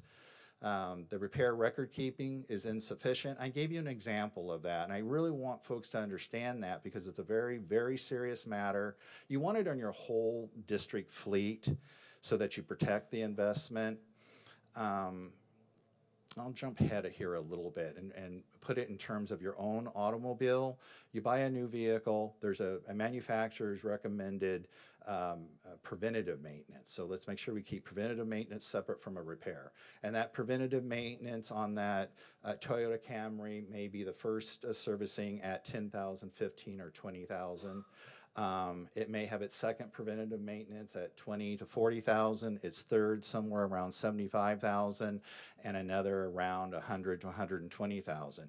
If you looked at the manufacturer's recommendation for service, it would recommend that certain things be done. Some of those services are going to cost more. Some of those services are going to be more involved in time and the parts and everything that's used for. That's what we cannot track at the current time in the district's best practices in place over there. We cannot find evidence of utility vehicles for golf carts and everything. We were looking at everything, as it's kind of what PTI does when we go in. It's a transportation specific to school bus, but we're looking at your full vehicle maintenance program. So we brought in the support vehicles and other things like golf carts and what have you. I'm not going to spend a lot of time on that because it's not directly related to the item at hand. We cannot ascertain the CNG tank inspections for school buses. This is legally required. Depending on the mileage that goes on the vehicle, those tanks are going to need to be inspected every year, or I think it's every 3 years, label showing and the label pointing down, not hidden. It's highly regulated. Normally CHP would be looking for that as well.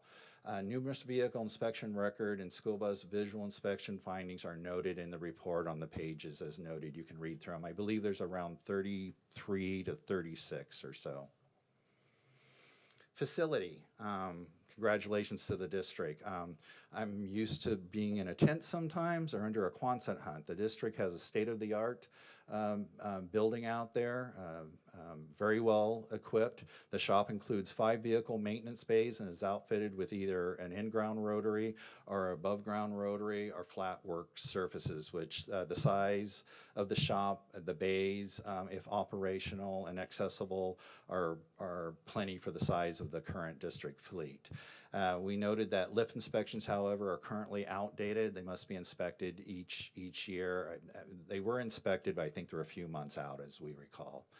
Just general housekeeping and decluttering. There's a lot of pictures in the report. Just take a look at those. Those are easily addressed. That's just getting in and organizing the parts inventory and what have you. The use of technology will help quite a bit in this area. I'd like to give you one example, though, as to why we make it a big deal in the report, and this is why in controlling costs for the district. If you have 5 oil filters of a certain type for a certain engine sitting on the shelf, that engine could be in a district support vehicle, it could be in a short chassis yellow school bus, it could be in a large chassis school bus. When the mechanic brings that vehicle in and he's doing a 45 to 83,000 mile safety inspection or a preventative lube oil filter, what have you, he or she would go identify the parts on the work order. They'd be pulled from the district's electronically controlled inventory, and you're maintaining X number of parts by the volume you need, and you're replenishing the oldest parts with the newest parts you're buying to go on the shelf. When we don't have that, it's no different than you and I in our own home looking for that can of corn, and if it's not readily in front of us in the face, what do? We just go buy another can of corn. That's the best analogy I can give you on that. So, it's a big deal to us if we see some disorganization or we see that inventory spread across several areas in the shop. Again, a couple months of cleanup, you can address that, but that's the importance of such. Let's move. Let me comment on the battery charging area, because you're probably thinking, well, you just store batteries inside. What's the big deal? Well, the batteries are on a metal framed rack. You got conduit and you're charging batteries. Someone could get hurt, so you set those batteries. The vendor will supply you the rack probably at no charge. They're happy to do so if you're buying their batteries. But again, it's just the best practice model. Fueling infrastructure, you're generally state-of-the-art again there. We identified, I jumped over. Let me back up one if I may. I think I hit it and you're trying to help me there, sorry. The CNG monitoring system is up to date. The district has an industry standard hardware software called GasBoy that monitors your liquid fuel levels of diesel and gasoline. We understand that the above ground tanks were recently painted, and that could be why the placarding was not on there. But just like you see the truck going down the road hauling the fuel, you got to have the triangle placarding on there. You have the yellow ballards to protect, which you do, fire suppression, no smoking in the area, all of this. So again, it's just a housekeeping best practice issue we're pointing out there. On the CNG, the district worked so hard, and it's like so many in the South Coast Air Quality Management District in the 90s and going forth, you converted as much as you could, nearly everything over to compressed natural gas. I did it in my own organization in Poway Unified, and there's a lot of money and time and effort sitting there, and now essentially that's all gonna go out the door. But in doing that, there's a lot of best practices. It's hard to keep up the items because like electric vehicles, those buses are fueled at the tower or fueled in the parking spot. So you want to be very careful about having CNG gas lines laying on the ground, the protective covering off, the retractables not working. You need to make sure you have the needed fire suppression system appropriately labeled, shut off, etc. So attention needs to be given in that area. I'm going to stop moving this and let you do that. Best practices again, we identified environmental compliance and hazardous waste required and best business practice discrepancy. Again, reference page 25. This one is pretty serious and needs some attention. Again, completely fixable. And we could not identify that the district had an established required environmental reporting system or a SEERS account. We suspect there probably is one, but during our time on site, staff we talked to just were not aware, and it could be that we were not talking to the correct individuals. Vehicle maintenance and fleet recommendations. I put this slide in there just so you know that you can quickly go and identify them on that page. Okay. Delivery models. Here's probably your highest interest. Option one, we created 3 options for the district to consider, but it's kind of built into 4. Option 1 has 2 pieces to it, depending on how you look at it. So option 1 is the external services provided with or without the district supported vehicle maintenance. That does not mean shutting down your vehicle maintenance program here. That's not what PTI is suggesting. We're talking about the bus fleet. This actually has very little to do with the best business practices we just reported. It's going to have to do with what the district is facing in their fleet replacement and a way to offset that. So please keep that in the forefront of your mind. The model continues the practice of utilizing the external transportation provider solicited through a competitive bid process, which we would highly encourage. The district can choose to either continue to maintain its own fleet of school buses or have that contractor provide a fleet of buses. In consideration of the model, the district, if the district chooses to utilize the model for maintenance, pay close attention as we talk about the replacement needs and the cost associated with that. Project expense for option 1, external service provider, but using the district's fleet. So in essence, what you have right now, just another service provider solicited for. The district replacement bus purchase, no grants are calculated into this. You surely would be able to get some grants, but we don't have that crystal ball. But you're looking at about $6.2 million if you were paying for those buses out of the district's budget. Does that need to be done in 1 year? No, but we would suggest to the district that you're a bit behind and aggressively applying for those EV, electric vehicle grants. The district will probably fare very well with this unduplicated count. There's a lot of factors that are calculated when those grants are being weighed, but the more grants you get, the further down the line you fall. The grants could be 100%, it could be as low as 25%. So it's just not known, so we gave the worst case factor there. Service provider and district supervisor support expense would be approximately 2.2 to 2.7 million. Very comfortable with that figure. We had a client in the last 60 days that has a district your size. They maintain their fleet, so that service provider for profit is just providing the drivers essentially and minimal and staffing in that organization, and that is their current budget for such. The total expense would be approximately $8.5 to $9 million for option 1 with the district maintaining its own fleet.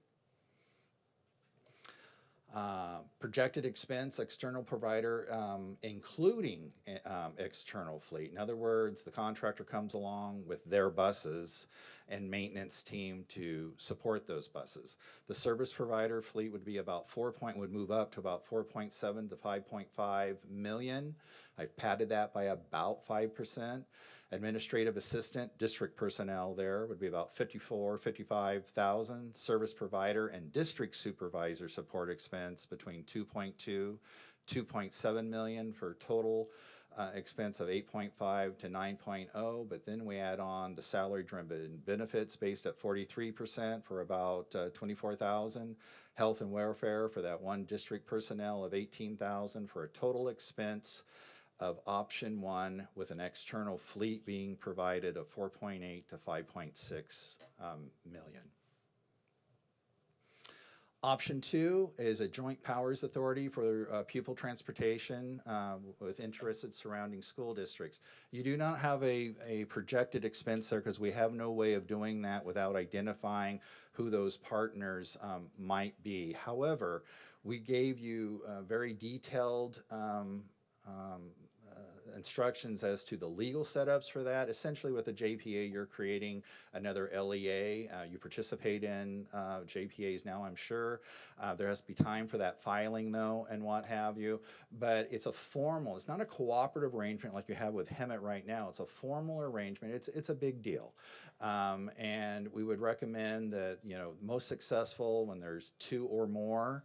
I can call out across the state. We don't have any in Southern California, largely outside of the MERGE Insurance and Risk JPA for the El Monte High School, El Monte Elementary, Mountain View, and Rosemead Elementary School District. And their charter of services, they identified transportation. As a matter of fact, Hemet was their provider. It's one reason they could reach out and service you historically so well.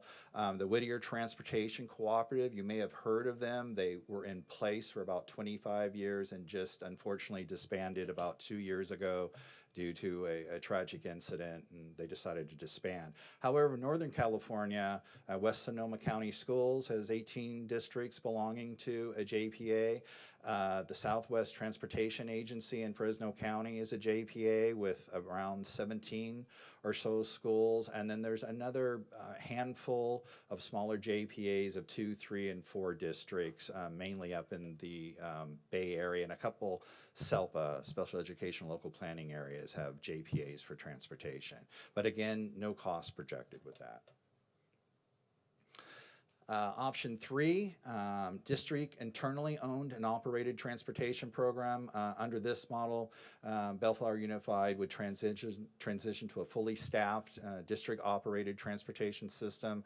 This would involve assuming full internal responsibility for all transportation services, including fleet maintenance, fleet replacement, employing drivers, employing the manager, employing dispatchers, employing the state certified instructor, which is all spelled out in the report.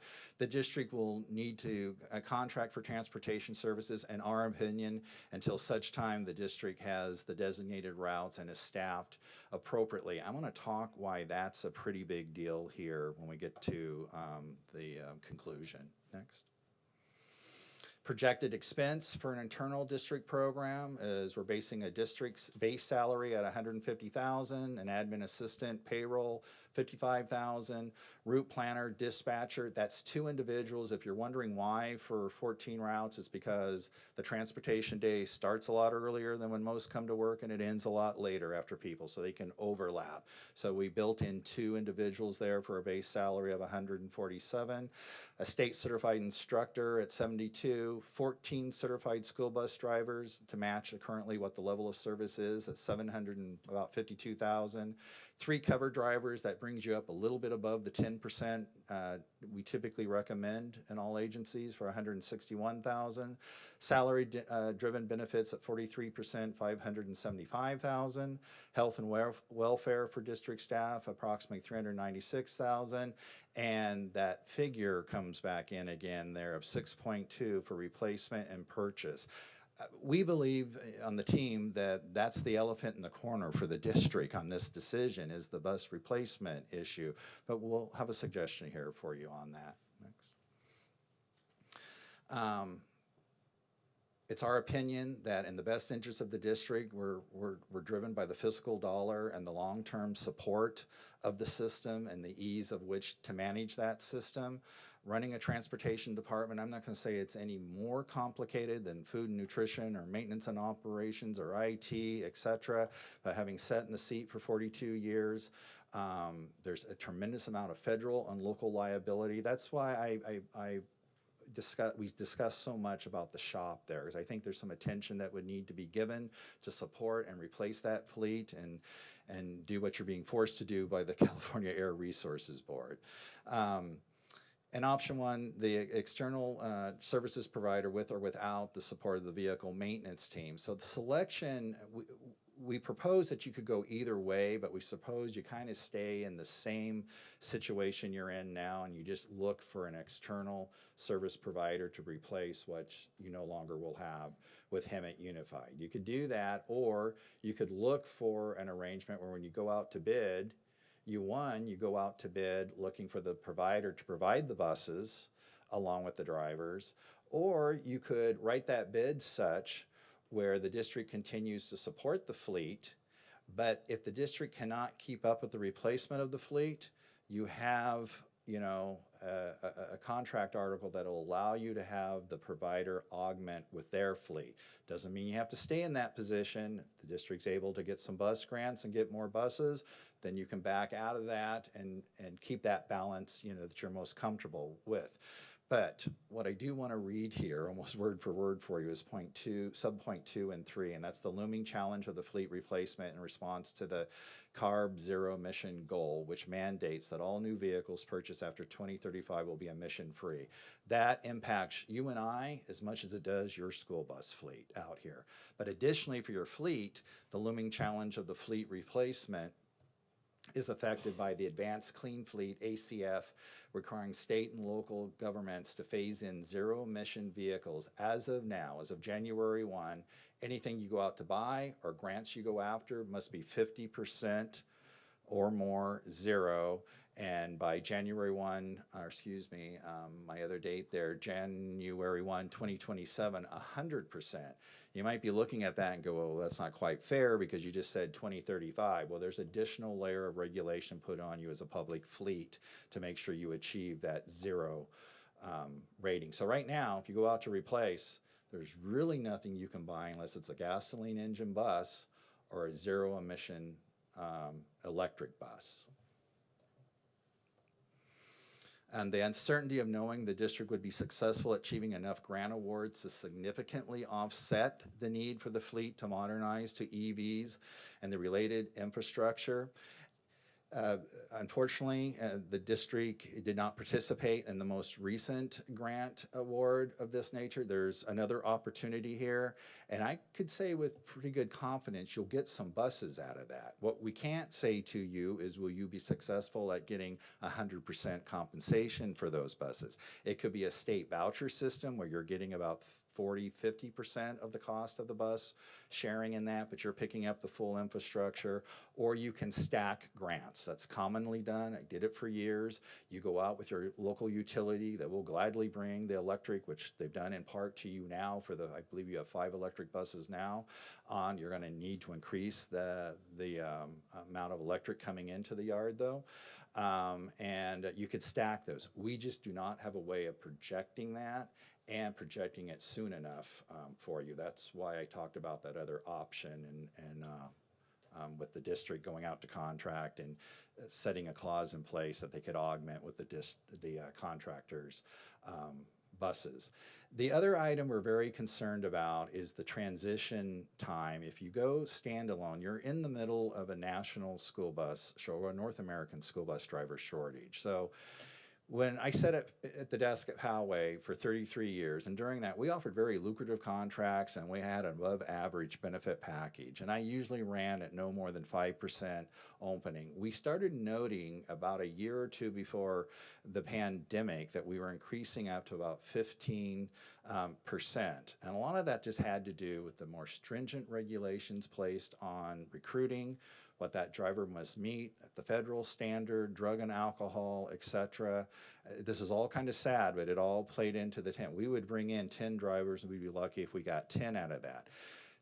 The pandemic hit, and coming out of it, we're just being blown out of the water. The contracts we're going under now to help districts are for the first time looking at moving them to an external provider, doing a shared model of service, or actually for very small districts, moving them out of school buses and moving them into what we call non-conforming but regulated passenger vehicles. You're not small. We would never recommend that here. That might be an option for a few special ed students done correctly under the requirements of SB 88, which came into place this past January, but we don't think it's an option that you can face to move the number of students that you're looking at. So we think that recruitment of drivers, we can't say for certain if the drivers with HIMMET will just love to jump and come over and take the positions at Bellflower.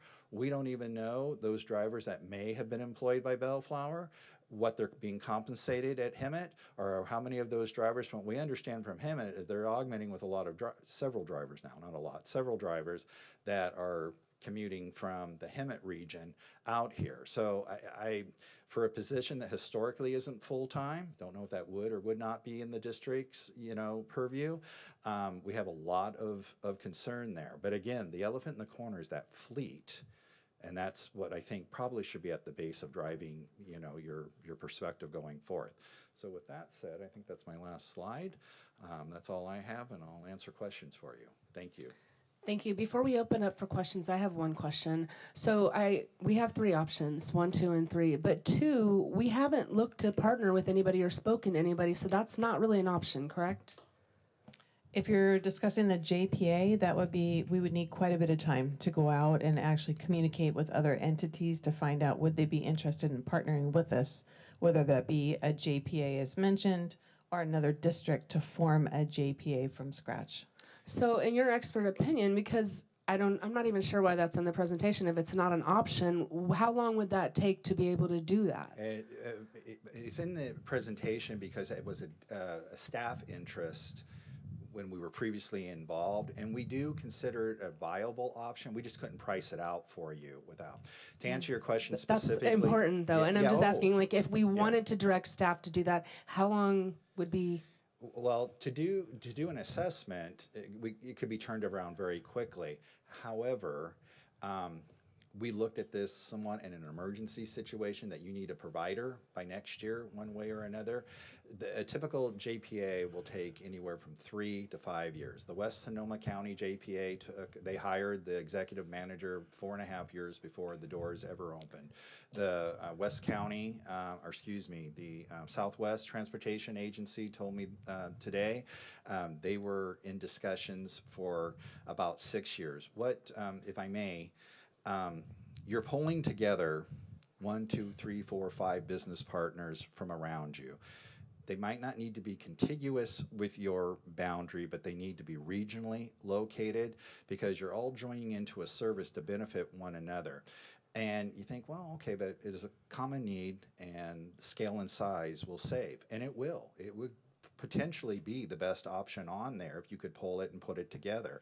However, then come the more challenging items, and that's when you have 5 superintendents and 5 school boards that are sitting down and now having their bell schedules dictated to them because they all want to have 8 o'clock or 8:15 or 8:30 dismissals. This has been compounded by the secondary later start time. So those steps can all be overcome, but that's the reason there's no price there, because it would take a deep assessment.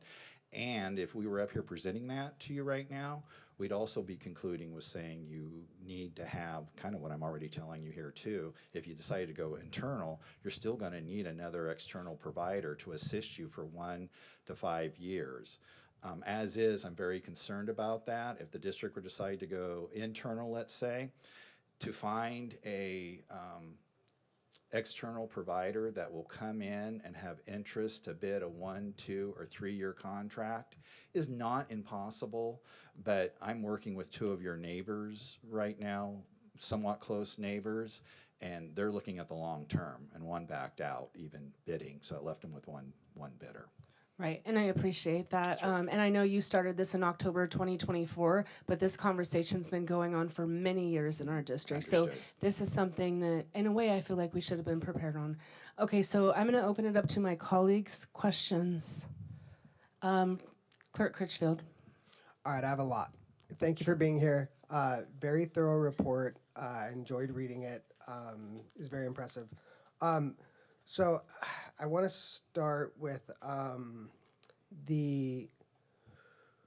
Let me see. I have a lot of notes. I had requested information from previous staff, and any criticism of the history of this is nobody's here anymore who was giving this information, but the board was given some pretty bad information when this conversation first started, so some of this is new. For instance, this board was told that we had 600 students riding our buses at a board meeting, which now we're saying it's closer to the 263. Yeah, I can tell you that there'll be some flux in that 263, but just in sheer routes alone. Right. Yeah. Yeah, no, this number makes more sense. Now, out of that 263, you said 139 were general ed and 124 are sped. How many, I don't think we said how many are using the hop, skip, drive. Oh, we have, I think that's in the report. I don't have it, or we may not know. I'm not sure. Okay, Yeah. I didn't see it, Okay, if it's not, I can find that out for you. but that's the more expensive Yeah, of the. yeah. Of the It wasn't, I apologize if we did not put that in the report. It wasn't a staggering number. I mean, it didn't stand out. Like I said, we look at 5% of the total, and it wasn't anywhere close to that. Okay. And it was, we have 62 parents that opt to, okay. And Hemet's cost, all right, I'm gonna be petty for a second. Sure. Just a moment. Yeah, that's Very, okay. very briefly. No worries. I know we keep saying that Hemet's unable to continue services. We broke up with them. They didn't break up with us. Oh. I'm being petty, but the contract started going up pretty significantly and questions started coming up. Then all of a sudden they're saying they can't do it, but it's a cost thing. Understood. And Madam President, Stewart mentioned it, but there's a lot of history here. And I think that the way this whole conversation started or how it was, we used to do it all internally. That's correct. Is that correct? Many years ago, yes. And I'd asked for information on our cost when we did it internally, and then we moved away from that. The reason that I was told was to save cost to contract with Hemet. And I was looking at this like a 7-year chart, and we did save money for 2 years, but then we were spending more money going with Hemet than we were paying when it was internal. So do we have that information, or is that lost?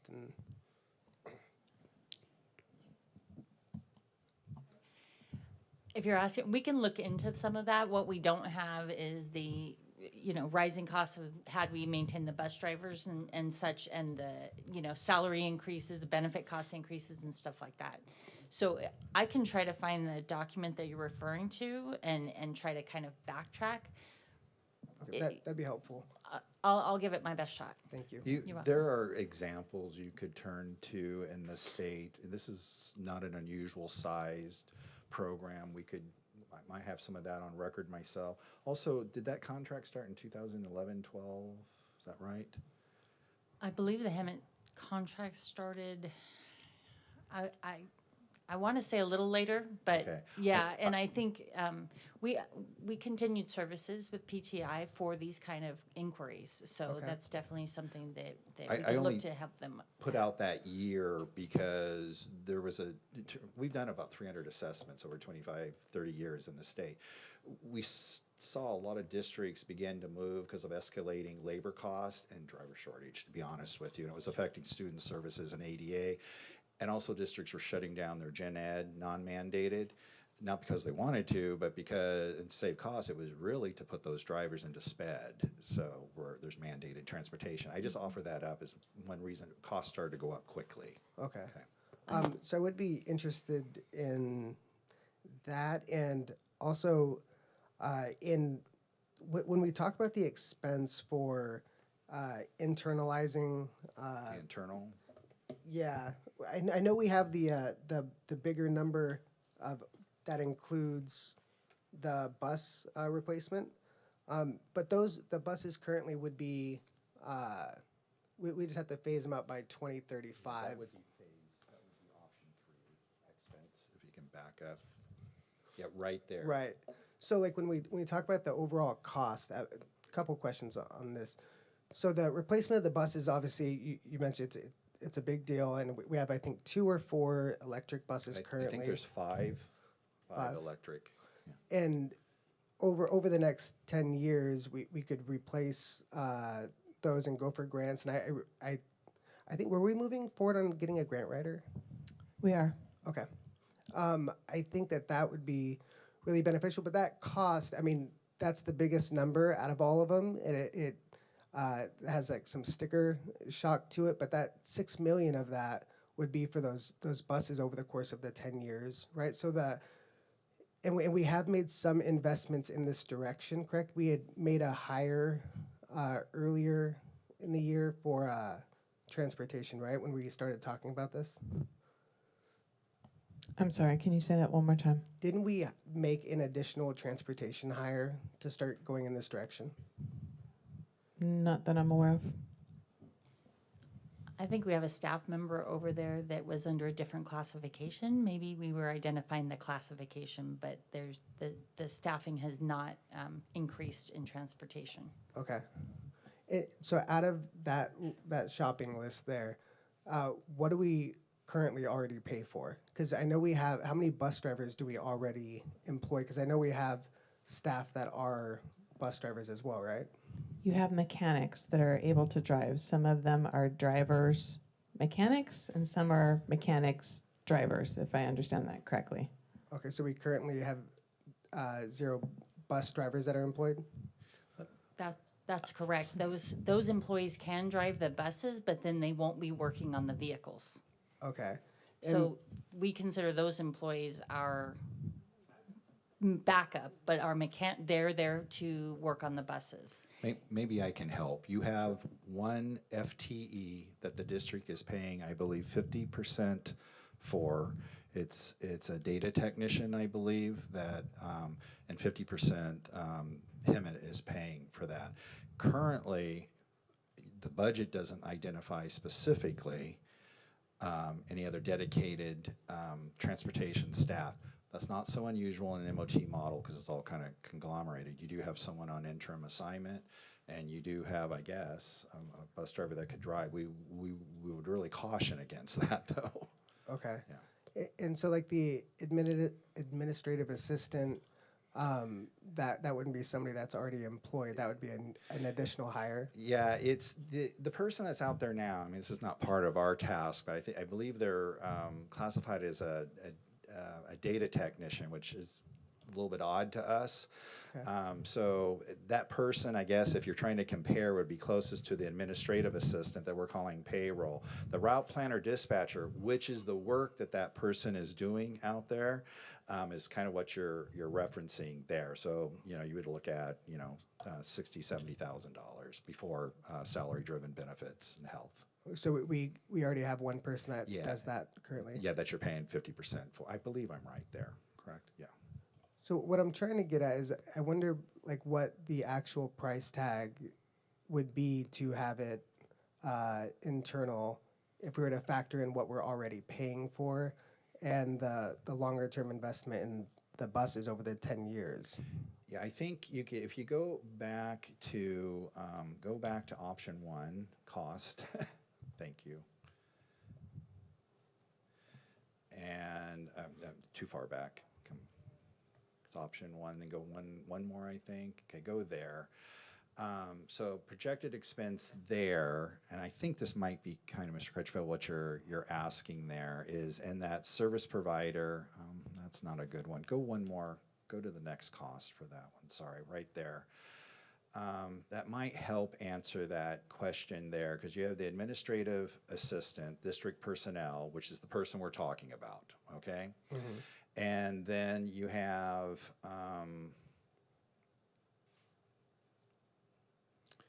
well, you would have, if you're asking for that cost, then I would go with the 4.8 to 5.6 million. You're bringing up an interesting fact regarding the fleet, though, and I just want, that's an elephant in the corner that you need to be really careful with, because as the district has a full CNG fleet. Right. If something major goes down on that fleet right now, you're not going to be able to get the part for it. Matter of fact, I think that's why we saw the number of vehicles route. So we think that's going to escalate on you quickly. There is my guess. I had 40% of Poway's fleet of 200 buses, and we had to prematurely replace about 60% because we simply couldn't get the support for those. They're not being supported in California. So yes, you're going to get some grants. Yes, you're going to get some grants that are 100%, 75%, 50%, 25%. But the district is going to have a substantial hit there. What's going to happen is, I would imagine, depending on the mileage of that CNG fleet, et cetera, you may end up having to kick in some dollars to move that along a little bit more quickly. You know. But why are we at the 4.8, 5.6 as a reference?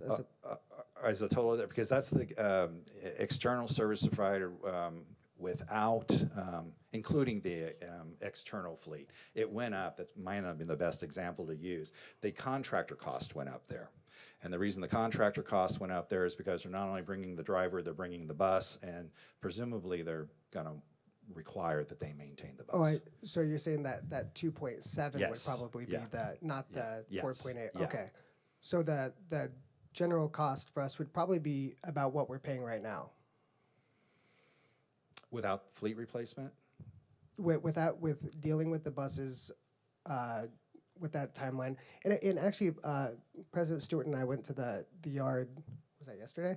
And what I gathered was that we could still get parts for those until 2035. No. Cummins is the only CNG engine manufacturer now in the country. Cummins, as of a year and a half ago, ceased even attempt to bring the engine into California because of the ratcheted up effect of the emissions reduction, not zero, just emission reduction.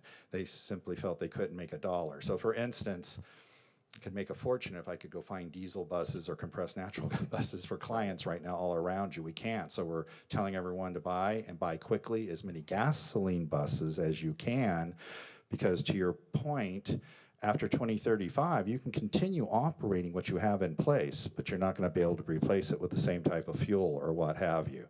So for instance, if you were sitting here on a pot of money and you were asking PTI, what should we buy, what have you, we would not tell you right now to do 100% EV. We would tell you for a unified district, do about 80%. You're going to save 20 or 30% on a fossil fueled bus because you have athletic teams that you have to take 150 miles down the road and won't be able to get them home. So this is a changing scenario. Right. I know it's really nuanced, and when you factor in time, because also the cost of the EV buses to replace now compared to what the EV might be in 2035 is going to be significantly different. Absolutely, you're correct. If we phase it out. Just one more quick question, I'll throw it back. So the cost, if we were to factor that in with the buses, we're gonna maintain those and hire a grant writer and go that route and see what we can get. If we were to do apples to apples as far as taking out the replacement cost of the buses, what would you say that is compared to vendoring out like we have been doing? You're going to pay about 15 to 18% more for the vendor. We do that analysis all the time. So you might say, well, that's the answer to my question here. It all depends on how you set that. You bring on the responsibility of the classified staff, the need to maintain ongoing, not just initially, but the recruitment of those drivers. And I truly want to stress with you, that's not an easy task right now. I know very few, we have 20 or so clients under contract right now, and I can only think of one that has their routes fully filled. So you could be taking on the issue of instructional minutes, kids not meeting their programs, what have you.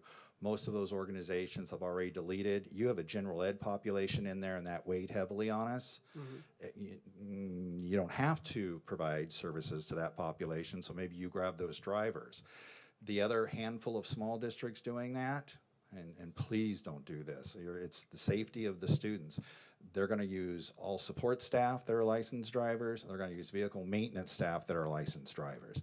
And I'm going to walk out on a limb here and tell you, you cannot afford to do that in your vehicle maintenance program right now. There's a lot of information here that you need to give some attention to. It can be addressed, it's not a problem, but you do not want those individuals out there driving. You know, when you have buses that aren't being inspected every 45 days, 3,000 miles, you don't want to have that mechanic driving a route. So I just caution you on that. That's all. Can I clarify one thing? Thank you so much for explaining that. I know a couple times, Mr. Critchfield, you've asked if we're hiring a grant writer. I just want to clarify. We're contracting out with a grant writer. We're not hiring an internal person. I just wanted to clarify that.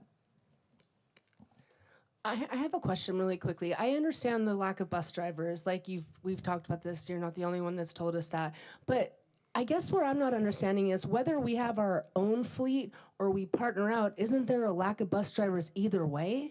Yeah, the only challenge I would say that's changed since post-pandemic, and don't ask me why it's post-pandemic, I don't have that answer, is that the private contractors are able, they're not paying as much as you, frankly, typically. I don't know about Hemet, typically, but they can offer large contracts because they have multiple providers. So for instance, if Bellflower were to go out to bid right now, those contracts that are going to come in that are going to be most competitive are going to be, well, I know one is already in your fleet right now, and that's STA because they have a local yard here.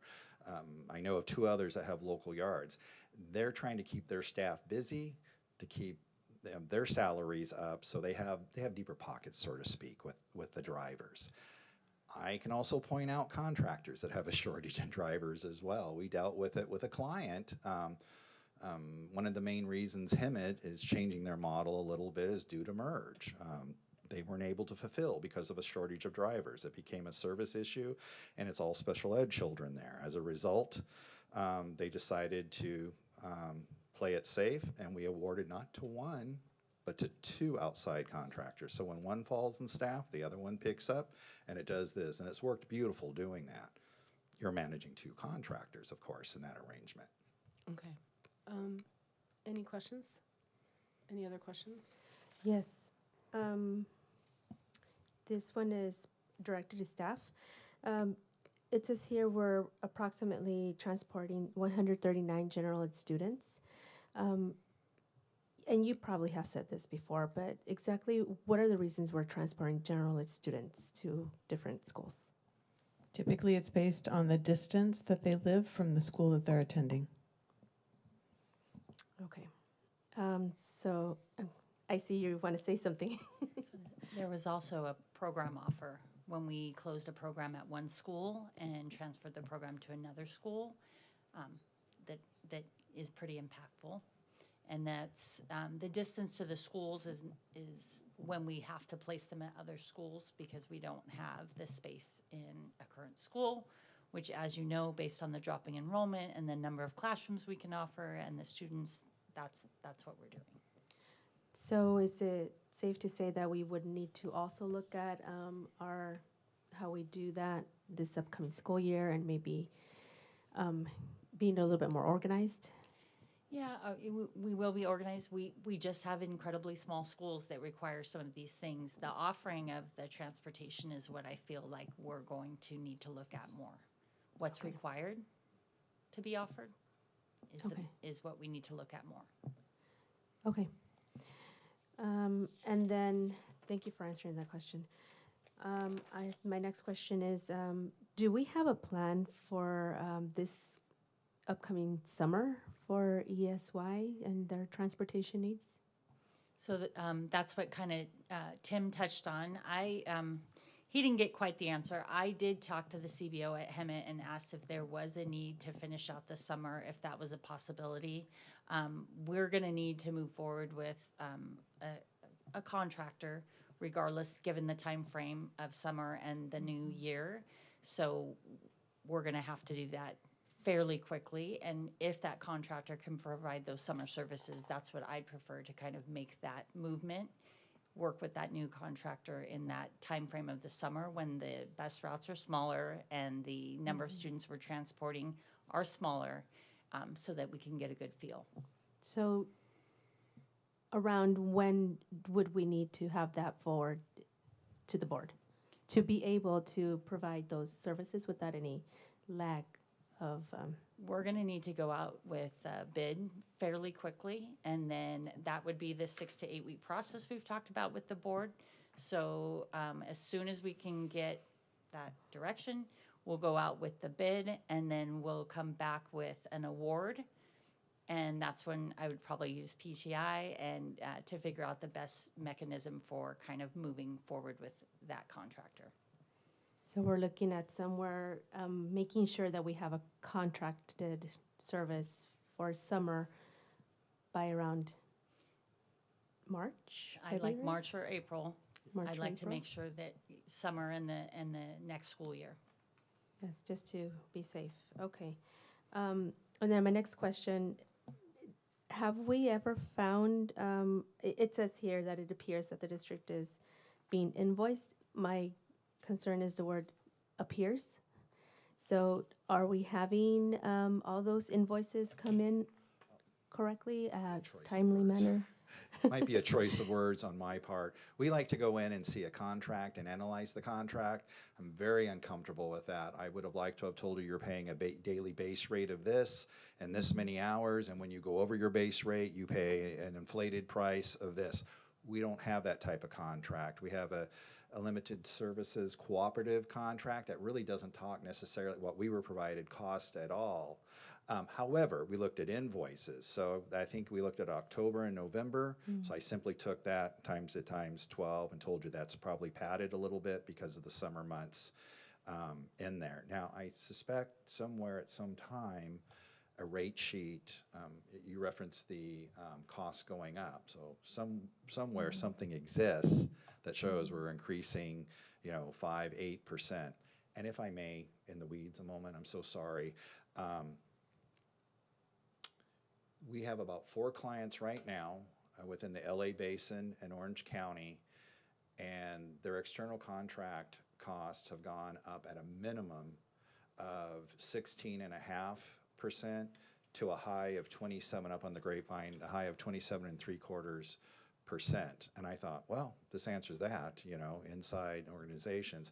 We started comparing that to what districts have, the increases districts have paid over about the time coming out of COVID, and with supply expense, fuel, et cetera, and it almost was on par with another one. And for the record, I'm not here to advocate whether it be an internal program, an external. We want the best for what's good for the kids of Bellflower here and what's prudent. I just want to point those factors out to you because costs have risen tremendously. And I'm sure you're seeing that with classified staff across the board. Okay, thank you. With regards to the program fleet vehicles replacements, the ticket system, are we anywhere near looking at a organizational system that works? We're starting that process. I think in August, Patrick brought a report to you guys that talked about the maintenance process of utilizing a system. So one of the things that's come up is, what are some other systems out there? So again, this report, thank you to PTI, was asked for, went to board in October and turned around within 2 months, and they spent many days on our campus looking. They talked to principals, they talked to transportation staff, they talked to fiscal staff. So the turnaround on the detail of this report is super helpful, but we did just receive it over the December-January timeframe. So we're gonna start looking at the recommendations and likely start bringing forward those the needs for the software and the needs for the inventories, those kind of things is definitely on the docket. And probably some of the most prioritized things that we need to do first. Okay, perfect. And also, some of these pictures, I'm sorry, it looks almost like I'm looking at my son's bedroom. He's a teenager. So, are we already working on that? I mean, I agree, it's an easy fix. So, okay. Yes. Would you like to come up and say something? I see you nodding. Please. Thank you so much. Yes, board members, board president. Rick Sanchez, the transportation, out-of-class transportation manager.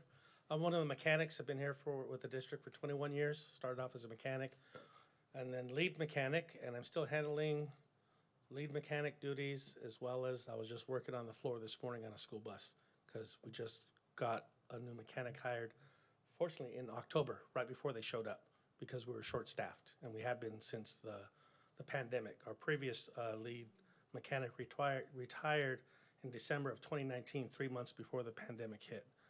And we were just running short staff since then. So as far as the housekeeping, I took a class with Tim with the a CASBO class for Director of Maintenance, what was it called? Transportation Leadership Academy with CASBO, paid for out of my pocket because I wanted to increase my knowledge to be able to be prepared for this position had it come available. And I learned a lot, and I'd learned that he provided this service through PTI. And I actually gave him a call and kind of got the ball rolling for them to come down and to look at our transportation department and see our teenager room that we're working on. And as an answer to your question, yes, we are currently working on it. We have a lot of things in the shop that do need to get cleaned up and put away. I am looking at additional fleet maintenance software, inventory software. These are all things that definitely need to be implemented. Again, we just hired a new technician who is very good at diagnostics, which we lacked since I had been pretty much by myself with the other technicians that we have that are mechanic bus drivers or bus drivers / service mechanics. So now we actually have a true mechanic position, technician, who is actually really helping to get some of these buses that Tim had seen that were out of service, because I just didn't have the time to properly diagnose and get it back on the road.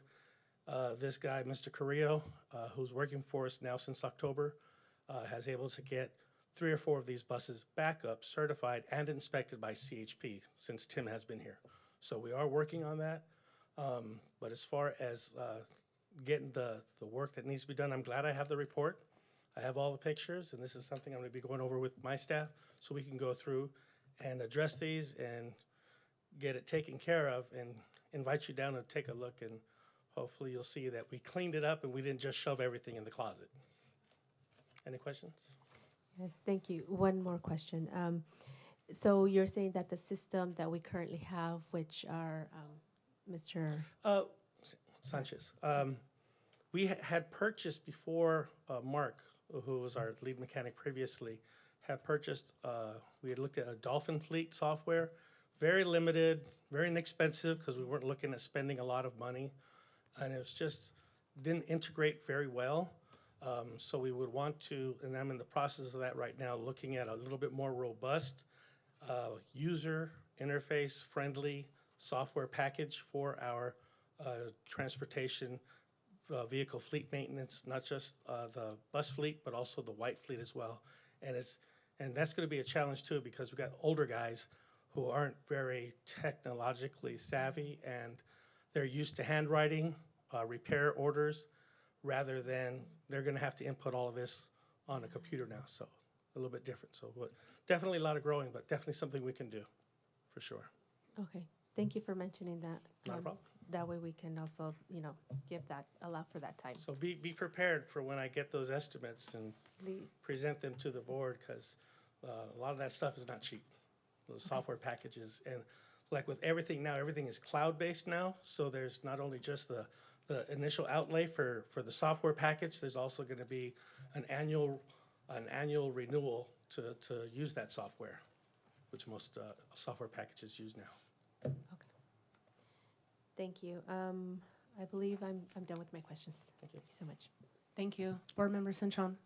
I just wanted to make a few comments to Mr. Sanchez first. A lot of my questions have already been answered or asked and answered, but Mr. Sanchez, I wanted to give you kudos for spending and investing in your education to be able to rise and get the work that needs to get done. So I really appreciate it.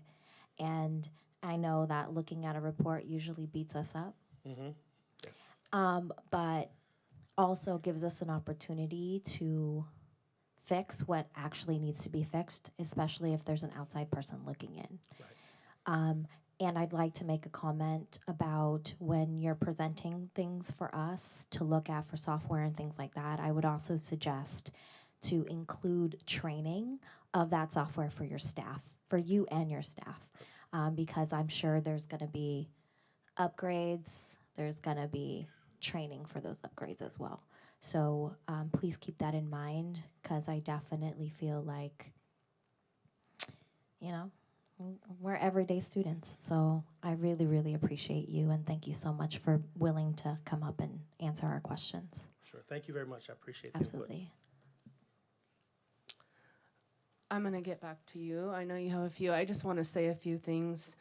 Honestly, in my mind, I don't think we have an option. I think the option is number one, because basically we have no choice. I believe that we should have our own internal fleet. You just said that costs are going up 27%. We already have the buses. We have this huge, beautiful maintenance that we've seen. That's what I believe. I believe we should be running our own like we used to in the past before it was brought back. But I also understand that it's not feasible right now. We can't do that. So it sounds like we're going to have to contract for outside for ESY anyways.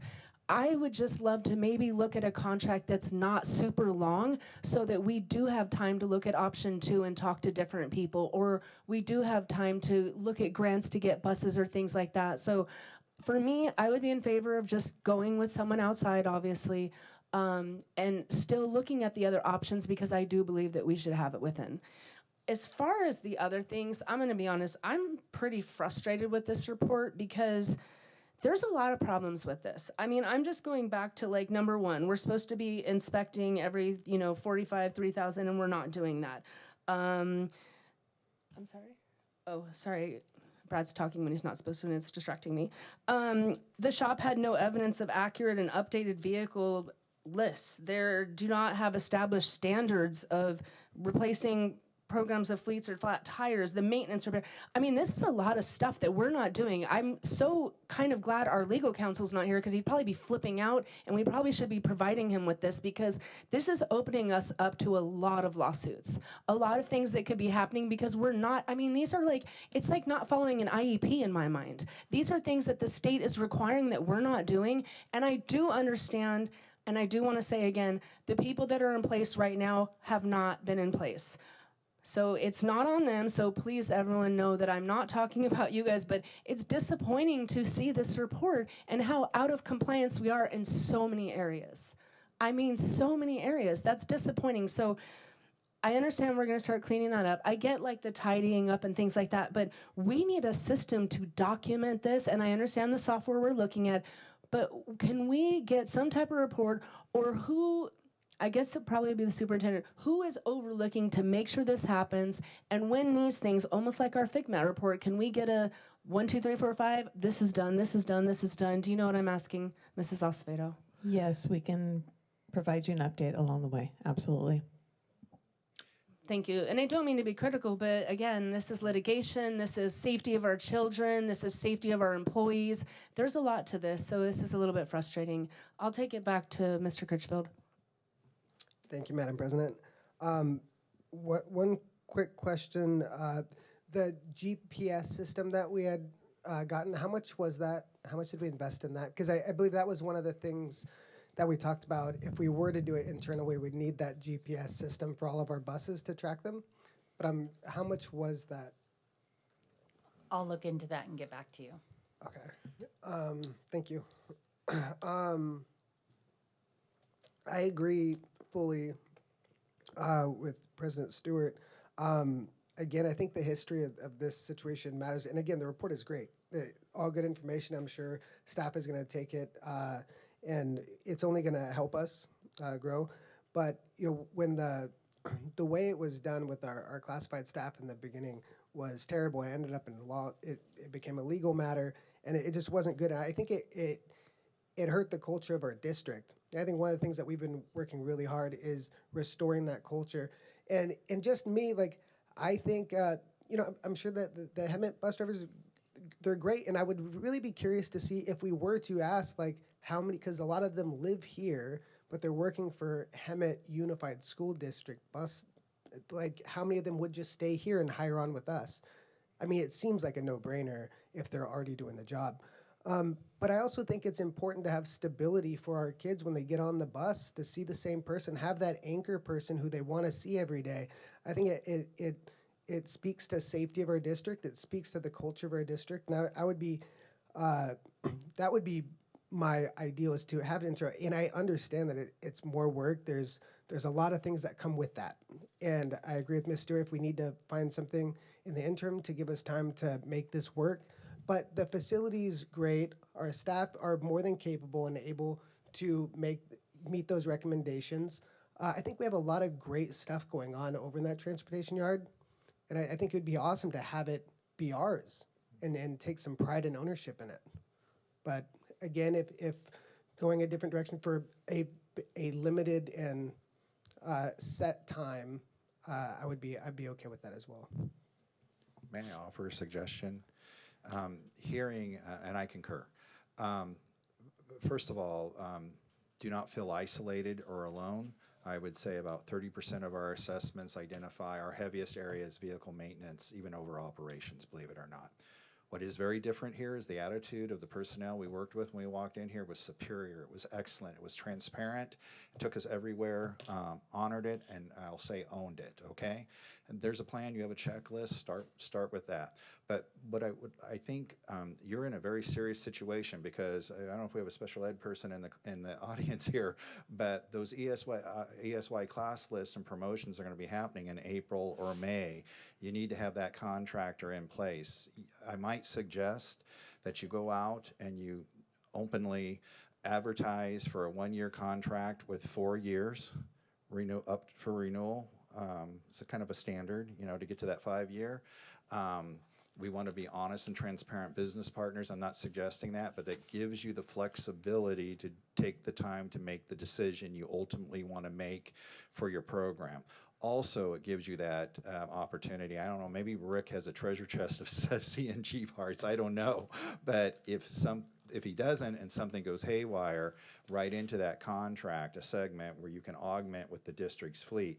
Something I didn't point out very well is 4 of those routes are not being done by Hemet or the district's fleet. I believe they're being done by STA. Yes. So it's important to note that. Okay. Just a suggestion. Wait, could you repeat that again? So 4 of the routes are done 12 by routes being STA. performed.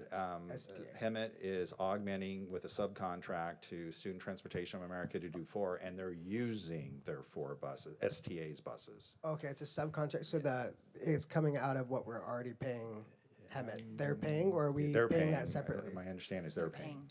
So it's not a separate bill. It's not a separate bill, but it shows to the usage of Hemet not being able to staff their staff to support our schools, and therefore they're contracting out their work, at least 4 of the routes. Okay. And those buses, as Tim mentioned, are using their buses. Their fleet. So they contracted out with the intention for them to use their fleet. Okay. I have a question really quick, it might be a silly question, but I know we're saying there's 14 routes. Typically, and I'm not sure if you can answer that, or maybe you guys can answer, but how many buses are being used at one time in a day? Because it's more than 14 routes. I'm assuming there's field trips or things like, typically, how many buses do we use in a day? Take the field trips out for a second. So those, it's terminology, I'm sorry. Okay, no. A route is usually made up of many runs. Think of a run matching a school. So ideally for a unified district, it's hard right now with the secondary late start times, but you would build a route with 2 runs in the morning and 2 runs in the afternoon. We didn't do a deep routing analysis here, but if you're doing that, you're probably going as efficient as you could. I looked at your ratio of student load and what have you, and you were right in the norm generally for special ed. General ed, we didn't calculate because we understand a lot of those general ed students are coming from a special, not a specific program, but there's a reason, a boundary issue, so it doesn't really matter what the number is there. So based on the number of students you have, and that's why you didn't see in the proposals, we stayed right with the 12 routes. because The it reason I'm seems- asking, I might just ask it a bit. I need to ask it better. Is we have 32 buses, and we're saying that it's very important that we replace the buses. But are we using 32 every day? I guess that's where I'm going with that. No. And our replacement plan is not suggesting that you replace 32 buses. So there's some things we don't address in here. One is in our opinion, Rick here may I guess you disagree. see what I'm saying. Like, if we're only using we half probably of have our- more buses than you need to have. But our Right. replacement was based on the bus and the bus type with a few extra models, and we padded that. We didn't plan that 6.2 million based on replacing 33 buses. And I think Rick and Patrick can probably tell you better than I, many of the numerous buses are not operational at this time, I believe. I thought there was 32 operational and one that was not. I believe right now we have 3 that are not operational. Okay, so I don't know who can get that answer, but I'm just curious as to how many buses do we use in a day? I know we have 32. You know what I mean? How many do we use in a day? I'm going to go ahead and pass it on to Vice President Garza. How long does it take to train a bus driver? Recruiting is the thing. Let me walk you through this. So you're recruiting for a commercial driver. There's very stringent background criteria for them. So for a typical school district and a typical HR fashion, you're recruiting and you don't want to run the class because the state mandated class is a minimum of 20 hours behind the wheel, 20 hours in classroom. Then you do district protocol, specialized training, what have you. When I was a sitting director, I had a 65-hour class. So it would take us approximately, if our instructors weren't out driving a bus, it would take us approximately 6 weeks was what I expected. And we considered ourselves doing a pretty darn good job if we yielded anywhere from 50 to 65%, meaning driving a bus isn't a job for everyone, and that's okay. And a lot of times those people phase out during the behind the wheel portion.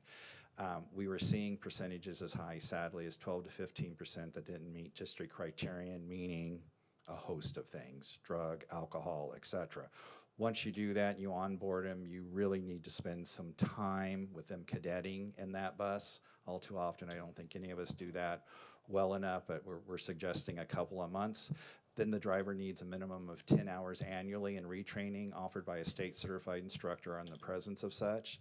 And then the 5th year renewal of their commercial certificate, they need to have, what's the test here, 15 of those hours, I believe, done in renewal specific classroom. So it's a daunting task when you're yielding often half of what you set out to do. So specifically, if I had a driver 3 months after I hired him, thought I was doing good. Okay.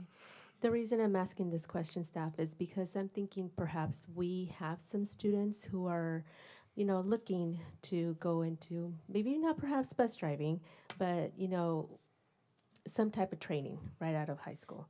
And maybe this is maybe something that we can look into with CalAPS. Can I?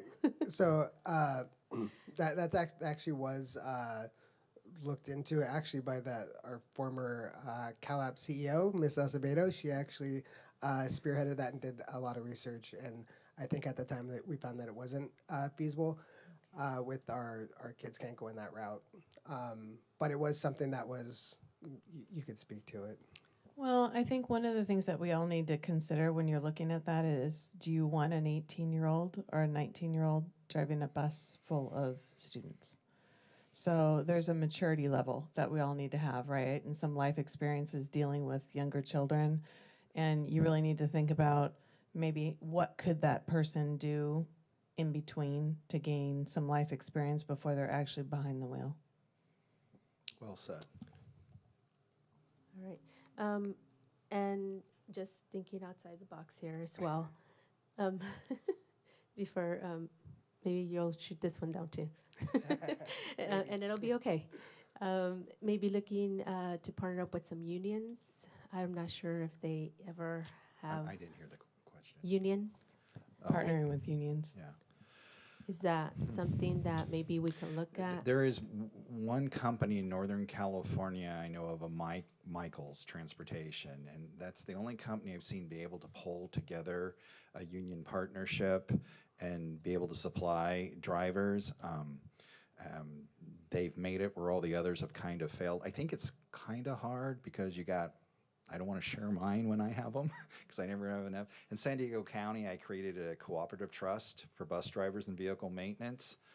And I found out it was great as long as I was helping my neighbor. Now, we were a big district, but boy, when I needed help, just wasn't there. You know, I not just because they had to didn't want to. No, Yeah. I see what you're saying. I just had to Yeah. ask, just for the 1 year, Yeah. time gap that we need to fulfill Yeah. this service for. But thank you so much for your Sure. answer. Clerk Critchfield? So I'll be. I've been thinking about it here, sitting in the chair, and we out of our 14 bus drivers, that we vendor through Hemet, 2 of them drive from Hemet to here to drive Okay. to right. I think is it I'm 2? not aware of that, so I don't know. Patrick, He says that all of them live local. The 8 Hemet bus drivers, right? Because 4 being with with the other vendor. So the 8 drivers for Hemet live local. We didn't have one substitute driver today that needed to cover a route that they sent out from Hemet, but that's not a. So I'll be honest. I don't even know where Hemet's at. How far away is Hemet? oh, it's a long ways. I drove it. An hour? Yeah. Okay, so I'm gonna. I don't know. Like, say, how many of our bus drivers that live local are going to go back and drive for Hemet over there? Because do they have other contracts out this way? They historically did, and as a side note, my work with Merge, when Merge left and Hemet went away, that tremendously impacted you because they were using those resources. Right. They did some work for a district to the west of you here, but I don't know if they still are. It's my understanding, though, they have tremendously reduced what they call I think it's their enterprise program. I picked up on that when I interviewed them, but I don't know if that means they don't have any. So my thought process is, if they have reduced and Hemet's over an hour away, they probably don't have the routes to give. If they don't have our contract, are they going to have routes to give the bus drivers that are working currently? And my thought is, I bet we just already have our drivers, and this is. You may. I was not told they were all local, to be honest with you. They told me they were supplying about 10% from there. So I guess those were backup drivers. I don't know. They told you 10%? Yeah. So Rick's saying no, and I would trust Rick there. So, Okay. I trust Rick too. but remember, there's 8 drivers really you're talking about. If they had some loyalty to Hemet and they don't want to stay local, and if they do, that's good, because I would think they'd want to. But if they don't, I assure you, Hemet needs them in their own organization. That's a very large organization for transportation of well over 125 routes without all their support service contracts. So, because 4 of those drivers are STA, remember that. Right. So, okay. Well, I bet money that they're not going to drive an hour to. But I just think that's a really good. If there's a way to find out if they would just stay with us, I mean, it sounds like the big difference between contracting with Hemet and not, because we do all the maintenance and do everything ourselves anyway, is just who's driving the buses. Mm-hmm. So I feel like the solution's like right in our face, and the people are probably there, and hiring is probably very difficult, but I think that the bulk of people would be there. And again, I don't know. You guys are the experts, but I feel pretty good about that. Mm-hmm. How many bus drivers do we need for ESY? Is it the same amount or is it a lower amount because it's not as many kids? I don't know the exact number, but it is a significantly smaller amount because we're transporting a lot less students during ESY. Can you kind of just give us maybe on Friday, maybe like an idea? It doesn't even have to be exact, but some, obviously. Yes, I can definitely pull that number for you. Across the state is 1/3 of your Yeah. normal, 1/3. Okay. Yeah, I wouldn't expect in a footprint that you have here that it would differ, and based on your numbers too that you have. So, Board Member Critchfield.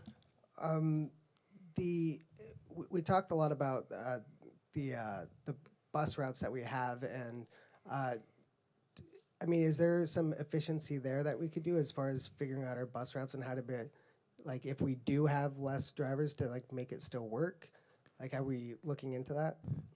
I would hope, I gave you a percentage on the special ed side, and that percentage falls within the state. Now, it's going to seem odd to you, but if you're transporting on average, not per one, but on average in a unit, 10 to 15 students, you're hitting the statewide average. It's because of ride times. Most IEPs have curb-to-curb pickup, et cetera. There's many reasons for that, the distance the kids are going, et cetera. So it didn't fall out of line. Here's my educated guess, though. I'd like to believe in my heart, I've been in a lot of organizations where Hemet has been, that they would want to run as optimally as they could, especially when they didn't have the staffing themselves over the last couple of years. That typically internally, like it or not, even if the boss of a for-profit contractor may be saying more buses, isn't going to happen because that dispatcher is condensing. If that dispatcher can continuously condense 5 days a week, 4 weeks a month, et cetera, you probably have stumbled on an efficiency that can be permanently put into place. The number of students you're transporting for the number of routes doesn't seem too totally out of line. So is it possible? Yeah, it is. It would take a routing analysis. But one other thing, you guys are doing it right. That data technician that's in place out there, that individual is creating the route. You're not handing it over to the person that's selling you the bus or to use to also tell you how many buses you need. Your district person, and she's very sharp. We were very impressed with her. She's creating that route and handing it over to your service provider. That's why you saw our projections set up the way they are, that if you continued, and if you, even on the short term, you continue to do that routing and oversee it with your M&O leadership team and that individual out there doing the routing. Don't change that. Okay. So last thing I'll say, just a couple of things. It sounds like we're already doing a lot of stuff that puts us in a good position, and I know timing's still an issue.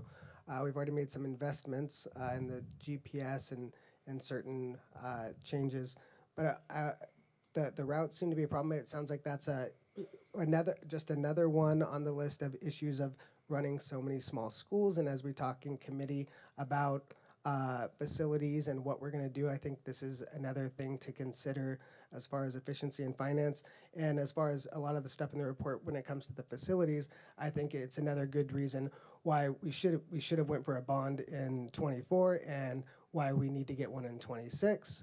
So I think that there's a lot of work that we can do even outside this issue that's going to support this issue. But yeah, thank you. Just to clarify, Mr. Sanchez, we are creating our own routes here in the district. Hemet is not creating them? No, Hemet is still creating the routes, and they were Okay. We had created these routes, these 12 routes plus, 13, before Mark had retired. And he was actually the last year of us having our own transportation manager. Before that, he was 30 plus years as a lead mechanic. The last year they made him transportation manager, but it was just too late with what was already in place as far as moving to contractor Hemet.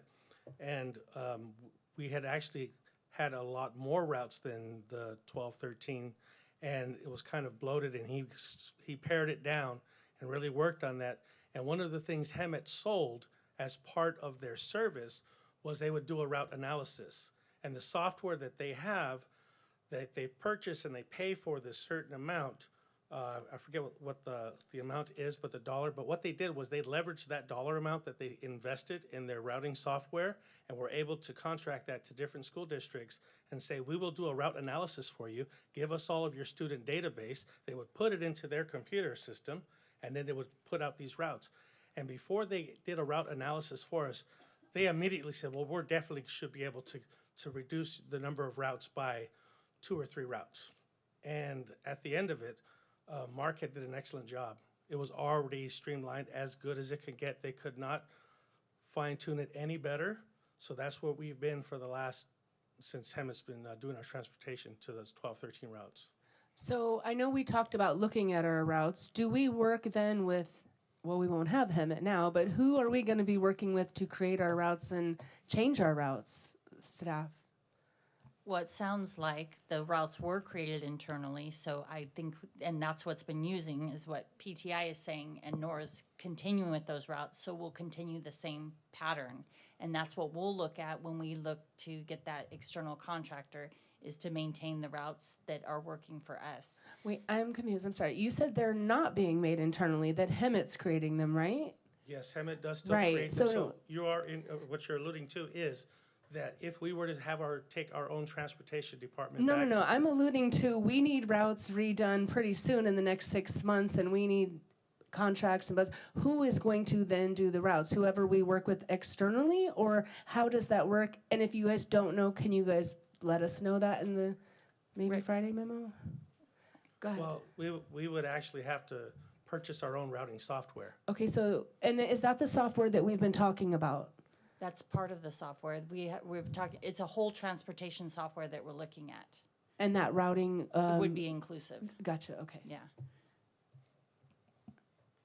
Those two positions I call router dispatcher, those are the positions that do exactly what you're asking there. They not only run the two-way radio, but their expertise in routing there. And the position you have out there, despite what you call it now, my understanding was she managed those routes, and Hemet told me they did. So I don't know if there's just a history It of sounds like those she being manages them, employed. but she didn't create them. Yeah, Is that that's- what I'm understanding? Yes, correct. Okay. Can I share a little bit just from the CalAPS experience about routing? 'Cause Yes. we had to go through the same thing. Okay. So my experience, and I understand that that's a much smaller program in comparison to the entire district. But what we would do in the CalAPS program is we tried to determine the route. We sent that information to Hemet.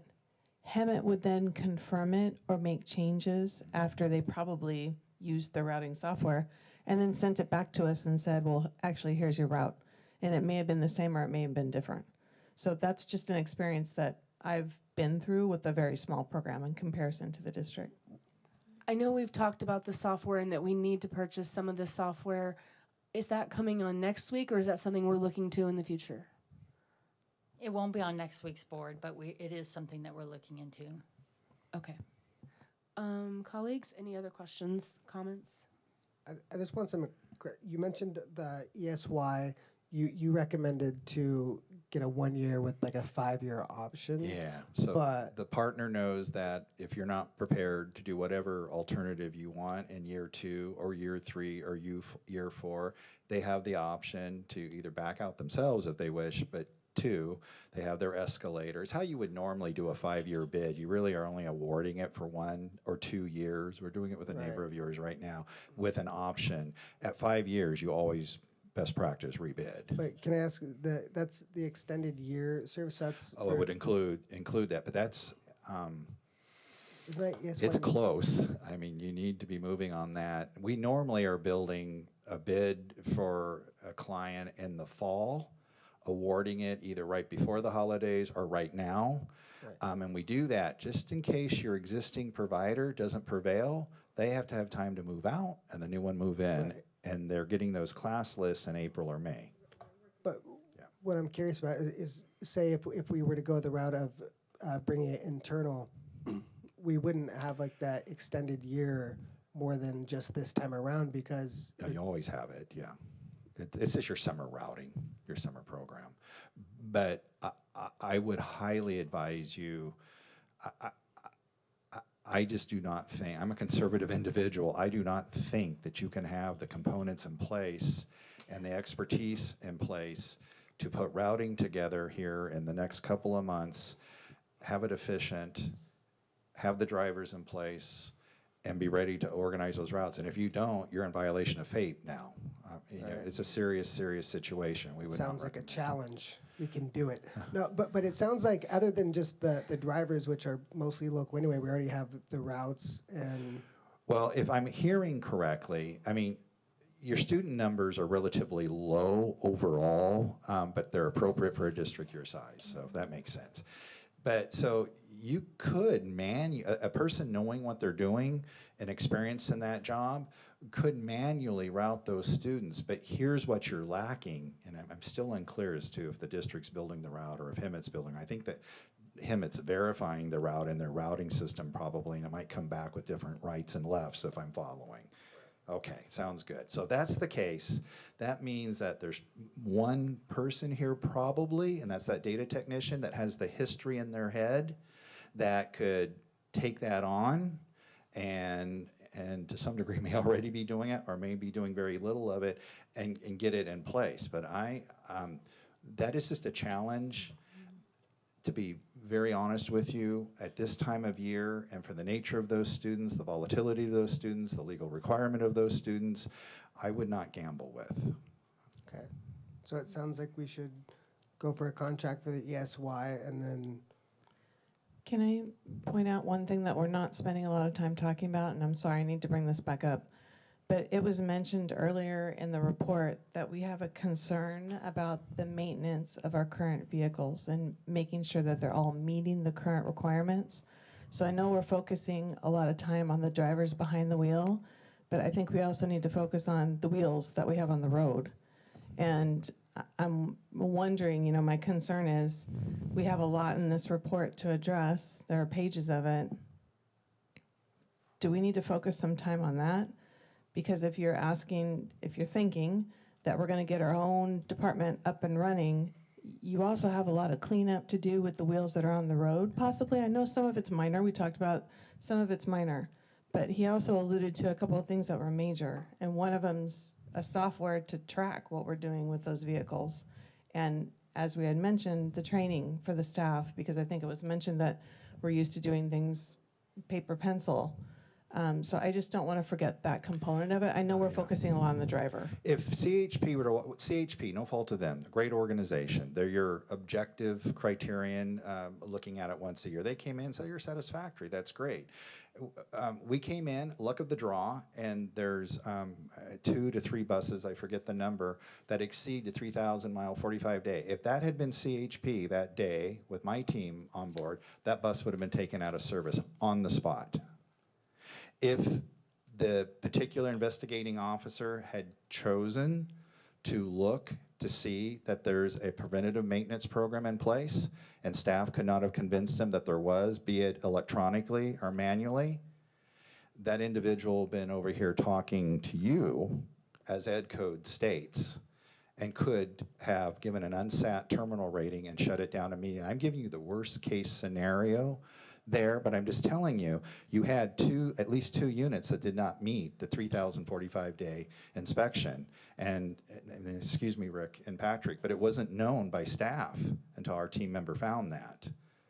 So it's very serious. I concur with your superintendent. I would not rush it. This is why we're saying a minimum of 1 year to transition. We're talking about children's safety, right? We're talking about children on the bus. I got you. I mean, I think we understand completely, but I'm going to go back to something I wrote down that you said. You said that our contract with him, it was a great contract and it was beneficial. Why? Because similar to your own costs, if you were operating a system on your own. And so I think that's where we're at with it. I think I'm going to speak for myself, and I think most of my colleagues, I think that we understand we need something now, we need a contract now. We're not going to say, like, let's have our own maintenance right now. But I do think that many of us want to explore that in the future. And I think that's where we're at with this, and that's what we're talking about, is we want to look to that in the future. We used to have it. The cost we saw started to go up. And then we're also talking about, you said that there's a 16 to 27% rise. So I'm going to let you go ahead, but I think that's kind of what you were going to say. That's where I was going with it. Because with the, obviously we all care about safety, and that's the most important thing. But they're using our buses right now.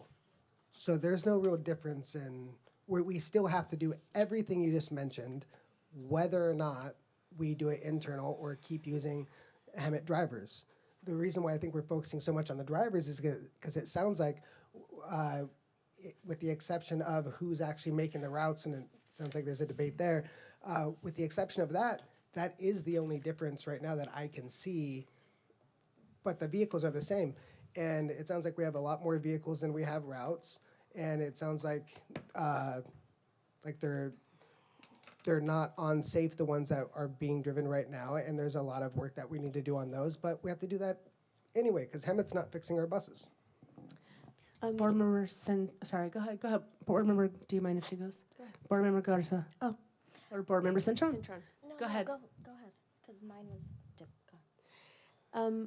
I'm looking more on a timeline. There are a lot of things that we have to get done before we are ready and compliant with EYSI. I think ESY, I'm sorry. Um, so can we please have ASAP, as fast as we can, a timeline to the board as to when are we going to be able to have these routes for these kids, a plan of pickup, drivers, like all of it, in excruciating detail, please, as much as possible, so that way we understand where you're headed, and we can then give you maybe the best support that we can as a board. Because there seems to be a lot of things going on here that we need to address now at the same time. So maybe prioritizing that list would be the best way to start taking some action. Board Member Garza, are you talking about if we were to go to that, what it would look like in the future? Right now, I'm talking about just now, the present, which is making sure that we're ready for the summer.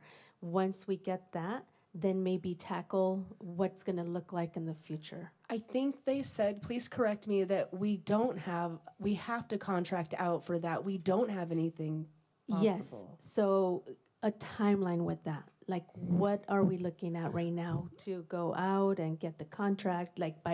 Because you did say by March, April, but March, April, there's 30 days. I think you guys told us that if we went to bid and to go everyone, it would be about a 6 to 8 week process to go to RFP bids, get it. Please ask. You're doing a really good job, President Stewart. Okay. Yes. So what I would hope is the direction that we all, I have heard tonight, is that we all know that we're going to need an external contract for next year.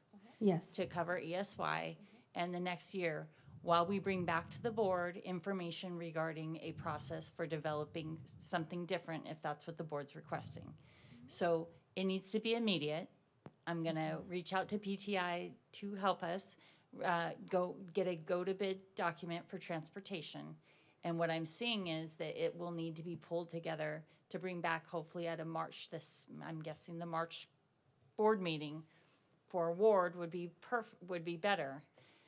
What I heard Tim say was that most school districts that have done this are doing this in the fall. So that's where we're at. We're going to try to do this in the spring because we need to do this. What I'm hearing from Alma is they're working on the routes now. We're working on the students and the planning now. So all of those factors are going to take into account what we're going to ask for. But when we go out to bid, we're asking for what we're doing now. So we don't get into that much detail regarding routes and all of those plans and everything when we go out to bid. We're looking for a contractor. We have the information of what we're doing now, the number of routes we're going to need, the fact that we have our own buses to be included. All of those details can be included now. So the information for ESY or next year aren't necessarily going to be the stop to us going out to bid and gaining that amount of time to look into the other option. Would that timeline also include the maintenance that needs to be done on the current buses we have? That's what I'm hoping that at minimum that year timeline allows us to do, is get, they did mention that we just hired in October a new mechanic that is very skilled in that area. And so we're starting to see improvement in the buses at this point.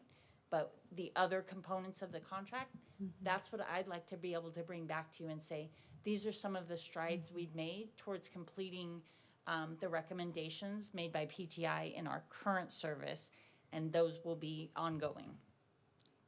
Okay. Thank you. Board Member Cintron. Yeah, so follow up, just so I understand it better. So you're saying that the concerns in the report, that will also be like prioritized checklist, and then we'll know. And then I'm talking aside from the busing routes and the summer needs and the students. I'm talking about the actual. We'll be working to provide the board updates with the concerns in that report as well. And then would we have a timeline on? Some of them, as you've heard tonight, are easily fixed and probably already have been, and other ones are going to take longer. So we're going to concentrate on the most serious ones at hand. Kind of like any task list that you'd probably take on, you'd kind of prioritize it in the way that make the most sense to safety of students, safety of staff, Right. Those things. So I don't have a timeline because we're going to put them in that order and we're going to start working on that list. But I hope to provide updates frequently so you guys will know where we're at. Okay, thank you. Board Member Critchfield. So so I'm a little frustrated, only because, and again, like President Stewart said, it's nobody that's here, but I just want to give you some insight to why I might be a little frustrated. In 22, in our contract matrix, I had brought up some concerns with the Hemet contract. Staff, said we needed more time at the time, and we approved that contract, and nothing really happened. And then it came up again in our contract matrix in 23, and the board had a discussion, and we said, this is the last time that we're going to approve this contract, and we want to explore other options. And part of that conversation was to bring it internal. And part of that conversation was exploring how that would work, what it would take to make that work. And the presentation and the report is great, but when I got up, I thought when we had that discussion initially that it was a report into what we needed to do to bring it internal, and rather it's more of a comparing. So for me, it's a little hard to hear, like, okay, ESY, we need it now. We get put in these positions where it's always like we have to do this now, but we've been talking about it for 2 years, so we keep getting put in this position where we have to do this now, or else we're not going to be able to provide services. But then I heard ESY now, and then I heard and for next year. And it just feels like, and I think that's when my colleagues talk about a timeline, because sometimes it becomes a little ambiguous as far as when we're going to get things done, because it seems like we keep getting put in the position where we're going to have our back against the wall at some point again. So I think I want to be clear on what I would like to see is I would like to see us take the necessary steps to internal our transportation and bring the jobs to where there are workers driving our buses.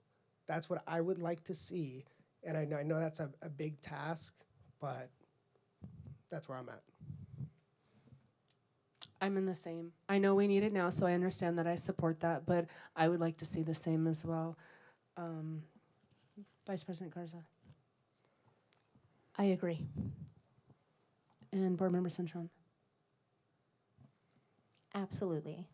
And one more question. This is all new. Well, for me it is. I understand a lot more now. Thank you so much.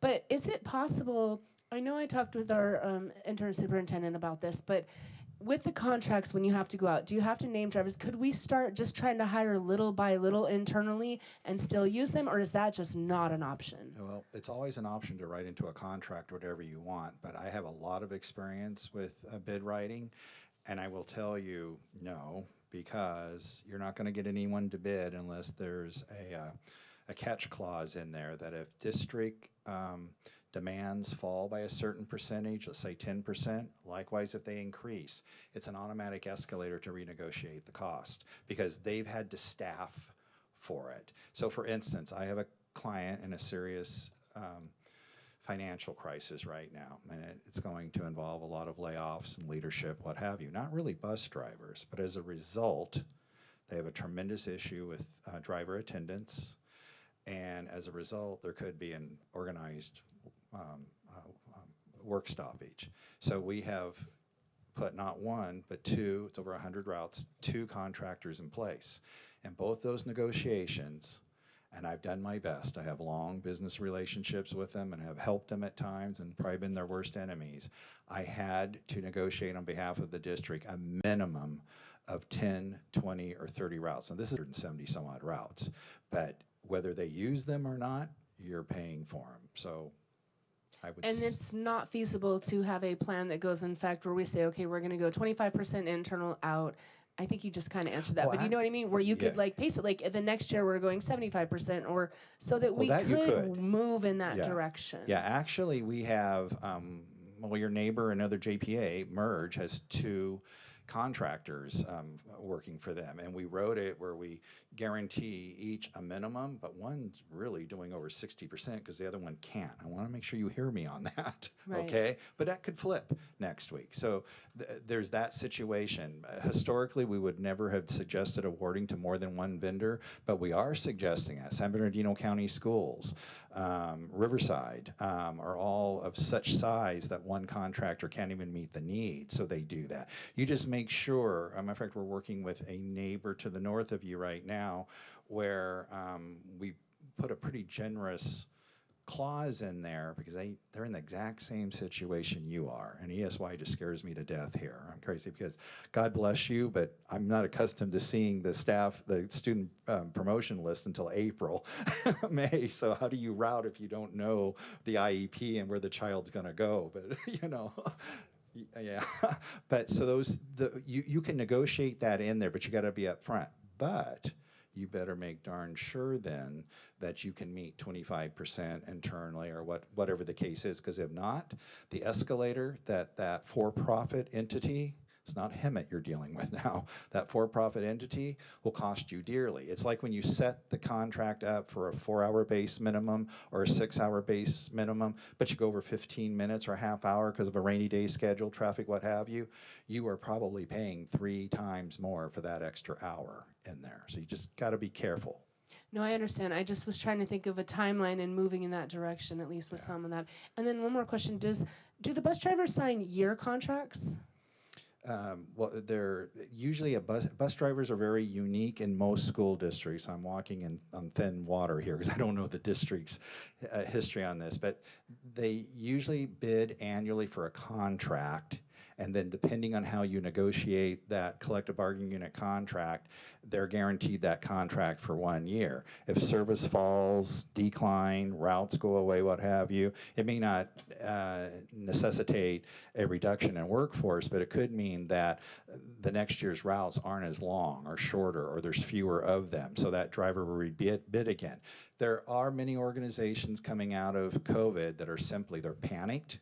So they're throwing up and saying, we guaranteed 8 hours. That's fine, I understand that. But now we're being called and saying they want their 8 hours plus the field trip on top. So they're getting double paid in there because they didn't methodically look at that collective bargaining unit contract. All these things, these are great questions, by the way. All these things we're talking about is why I'm so fearful that if you rush and you try to put this in place for ESY or even next year, if you can, great.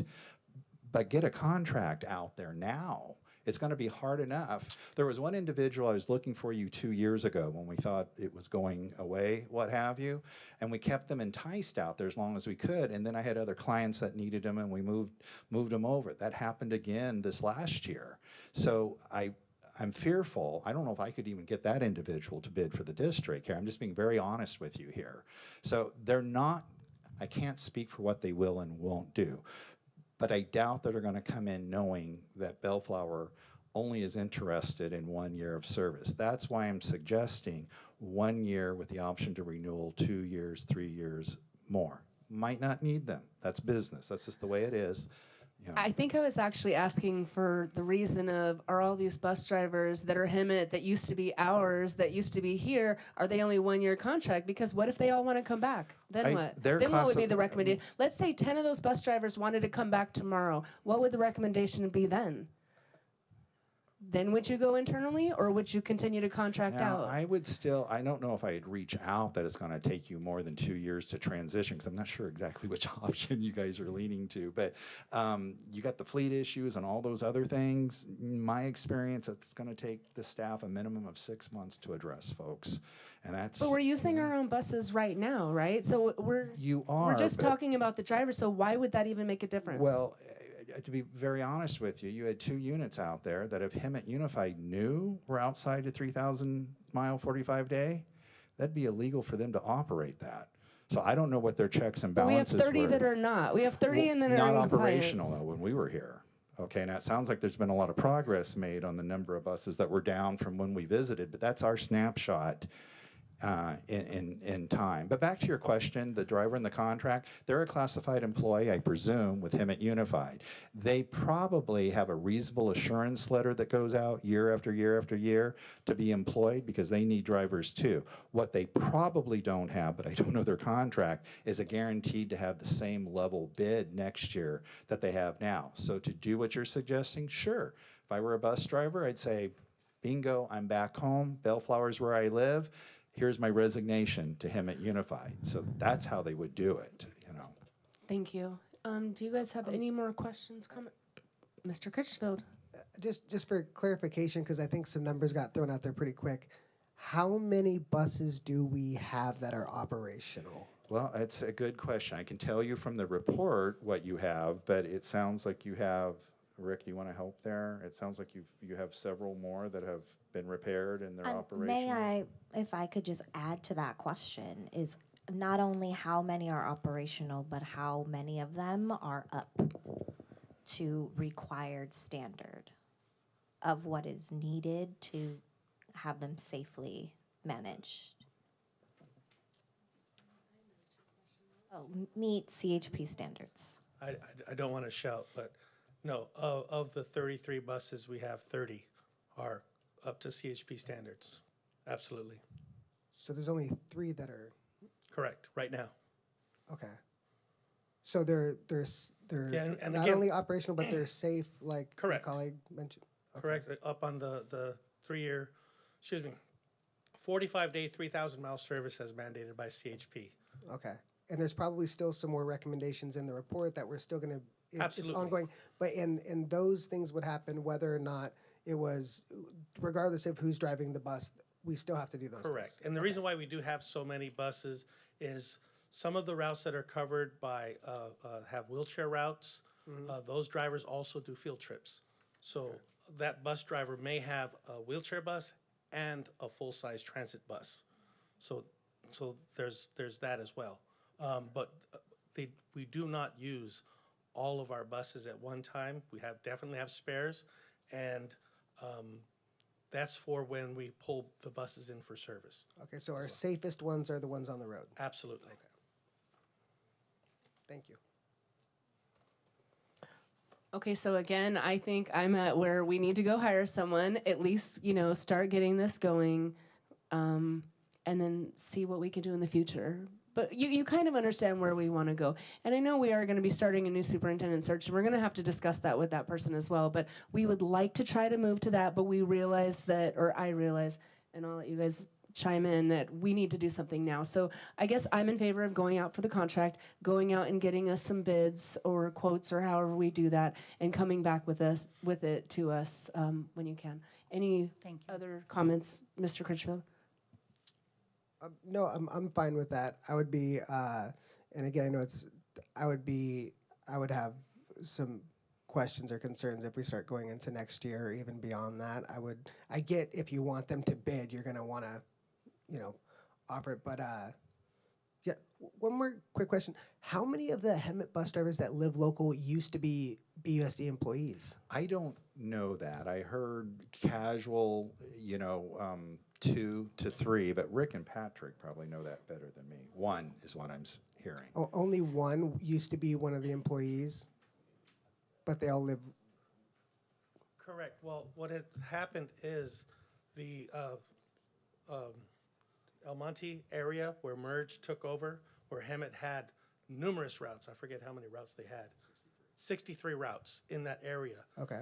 They actually went with Hemet 1 year before we signed our contract with Hemet. Okay. So when that went away and Merge took over, all those Hemet drivers that live in this area, El Monte or even down in this area, all those had seniority over all the drivers that had drove for us for a few years. Okay. So they all got shifted out, and so those drivers are local to this area. So can I ask that when the transition happened, how many of our BUSD employees got employed with Hemet when they did the switch? 1 or 2. They Okay. they had to be offered a contract with them at a higher pay, but I think only one opted to hire on with them. And I don't think they lasted very long. And how many did we have At- when we stopped having our own drivers? At one point, we had 18 drivers Okay. with 15 routes and three spare drivers. And what year was that? 2010, 12, somewhere like that. Just gonna say prior to 2011. Yeah, 2010, And so- 2009. In 15 years, we, with percentage-wise, Well, we had way too many routes at the time. and we have way less students now. Yeah. 15 We could have pared down the number of routes even then. Okay. All right. Thank you. I appreciate it very much. Not a problem. That's all. Any other comments or questions? Okay, so do you have the direction that you guys need? So to clarify, you want us to, you want Mrs. Arcus to go out to bid to get us going, so we're covered for ESY and for the upcoming year with the intent of moving forward. I understand that you want a timeline of what it would look like to start the process of bringing in-house. Am I understanding that correctly? Yes, and I think, I guess we don't really understand what the bid's like, if they're gonna require us to do a year, if they're gonna say they'll do 6 months. I guess you guys would have to figure that out and bring it back to us, but do you guys know what I'm saying? It's going to be very challenging for you to, if you're recruiting, to offer anything less than, are you talking about the driver or the contractor? Sorry. I'm talking about the contractor. Oh, I'm sorry. I'm very concerned about it. You know my thoughts on it here. I don't know what more to tell you. You want to be a strong business partner, and I'm trying to suggest a way that you can. It's really no different than what you would do normally. You offer 1 year, but it's not really your intent to only have a contractor move in here for 1 year. They're hoping for a longer range to recoup their initial cost. It's business. I can't speak for what they'll do. Yes, you can solicit the bid that way. I have no idea how I responsive understand what you're saying, but to me, I hear you're saying it's business, but our jobs as board members are it's business for us as well. Sure. So when you're saying that we can actually save money by being internal in the future, and then with the rising costs going up, isn't it business for us to try to look at that option? Oh, absolutely, but I want to correct something. I don't know that you can be more competitive. I think you can in the long run, but your current contract and the increases in that contract are not outside of the industry norm, and I believe the district would have been faced with that through your normal negotiation processes and raises that you give annually and what have you. I'm talking, though, about trying to get you an interim alternative that someone, we can leave here tonight and you're directing staff to go out after that contract, but they could be back here saying we got no responses to the bid. That's Yeah, kind of what I yeah. was alluding to. They might say no in a 6 month or year. I'm not sure, but I would again, offer for a minimum of your 1 own year. options in this presentation. Number one was if we use our own buses, basically hire the company and the drivers, it's 8.5 to 9 million. That's maintaining our own fleet. Option two, we didn't have anything because we didn't have that.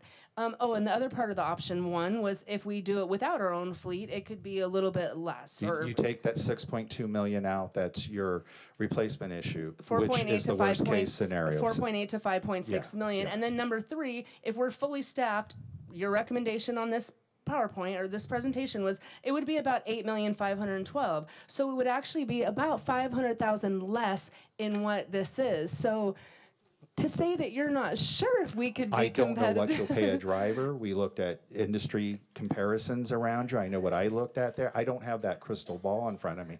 I understand your interest is in an internal program, and I think that's wonderful. Do it. But do it right. Don't rush into it. I think you're going to need that. I'm being very honest with you. I'm just your consultant. You pay that contract for a minimum of 1 year. You're going to have some higher expenses because you're going to start hiring drivers. If that's the direction you go, you're going to double those costs. You can be training those drivers. You can be ramping up. You can be getting your dispatchers, hire a state certified instructor, and then in the best case scenario, a year from now, you're ready to go. I do not disagree with you there. Okay. But I don't want to be the consultant in front of you a year from now saying you weren't able to recruit, you weren't able to do it, or you have a fleet issue. I hope I did not I hope I did not misrepresent what I thought. That is what I think, and I hope that you guys understand that's what I'm asking for, is that we go out to bid, but we look in the future if we can do it on our own. Mr. Critchfield. Just last thing, we want to be smart businessmen when it comes to dealing with, but we also, this is kind of what I think happened when I saw the chart of how much it costs going from our own internal to have it. The first year, significant savings going outside of our district. And I hope we can get that information and share it with the rest of the board. And then the next year, slightly less, and then it just kind of works your way up. But that's what happens. You come in, you bring somebody in, and it's great. And then all of a sudden the costs, then they become kind of institutionalized, and then now you're dependent on them. It's harder to break away, and then the costs usually come up. But that, just going up for the 1 year, that usually turns into a 5-year thing. And I would hate to continue to kick the can down the road. No, understood. And your description is exactly what happens when a district doesn't manage their contractor. That's why you go to bid for the services. And regardless of how good the partnership is, after the exercise of 4 years renewal, you rebid it. It keeps everyone with their pencil sharp. I totally agree. Yeah. Any other questions or comments? Anything else from staff? No, that concludes this evening. Thank you. If there is no objection, this meeting is adjourned at 7:47 p.m. until the regular board meeting to be held on Thursday, January 16th, 2025. I just wanted to say thank you. It's a pleasure working Thank you with so your team, much. And thank you for being up here for so long. We had a lot of questions. Thank you. All right, the meeting is adjourned.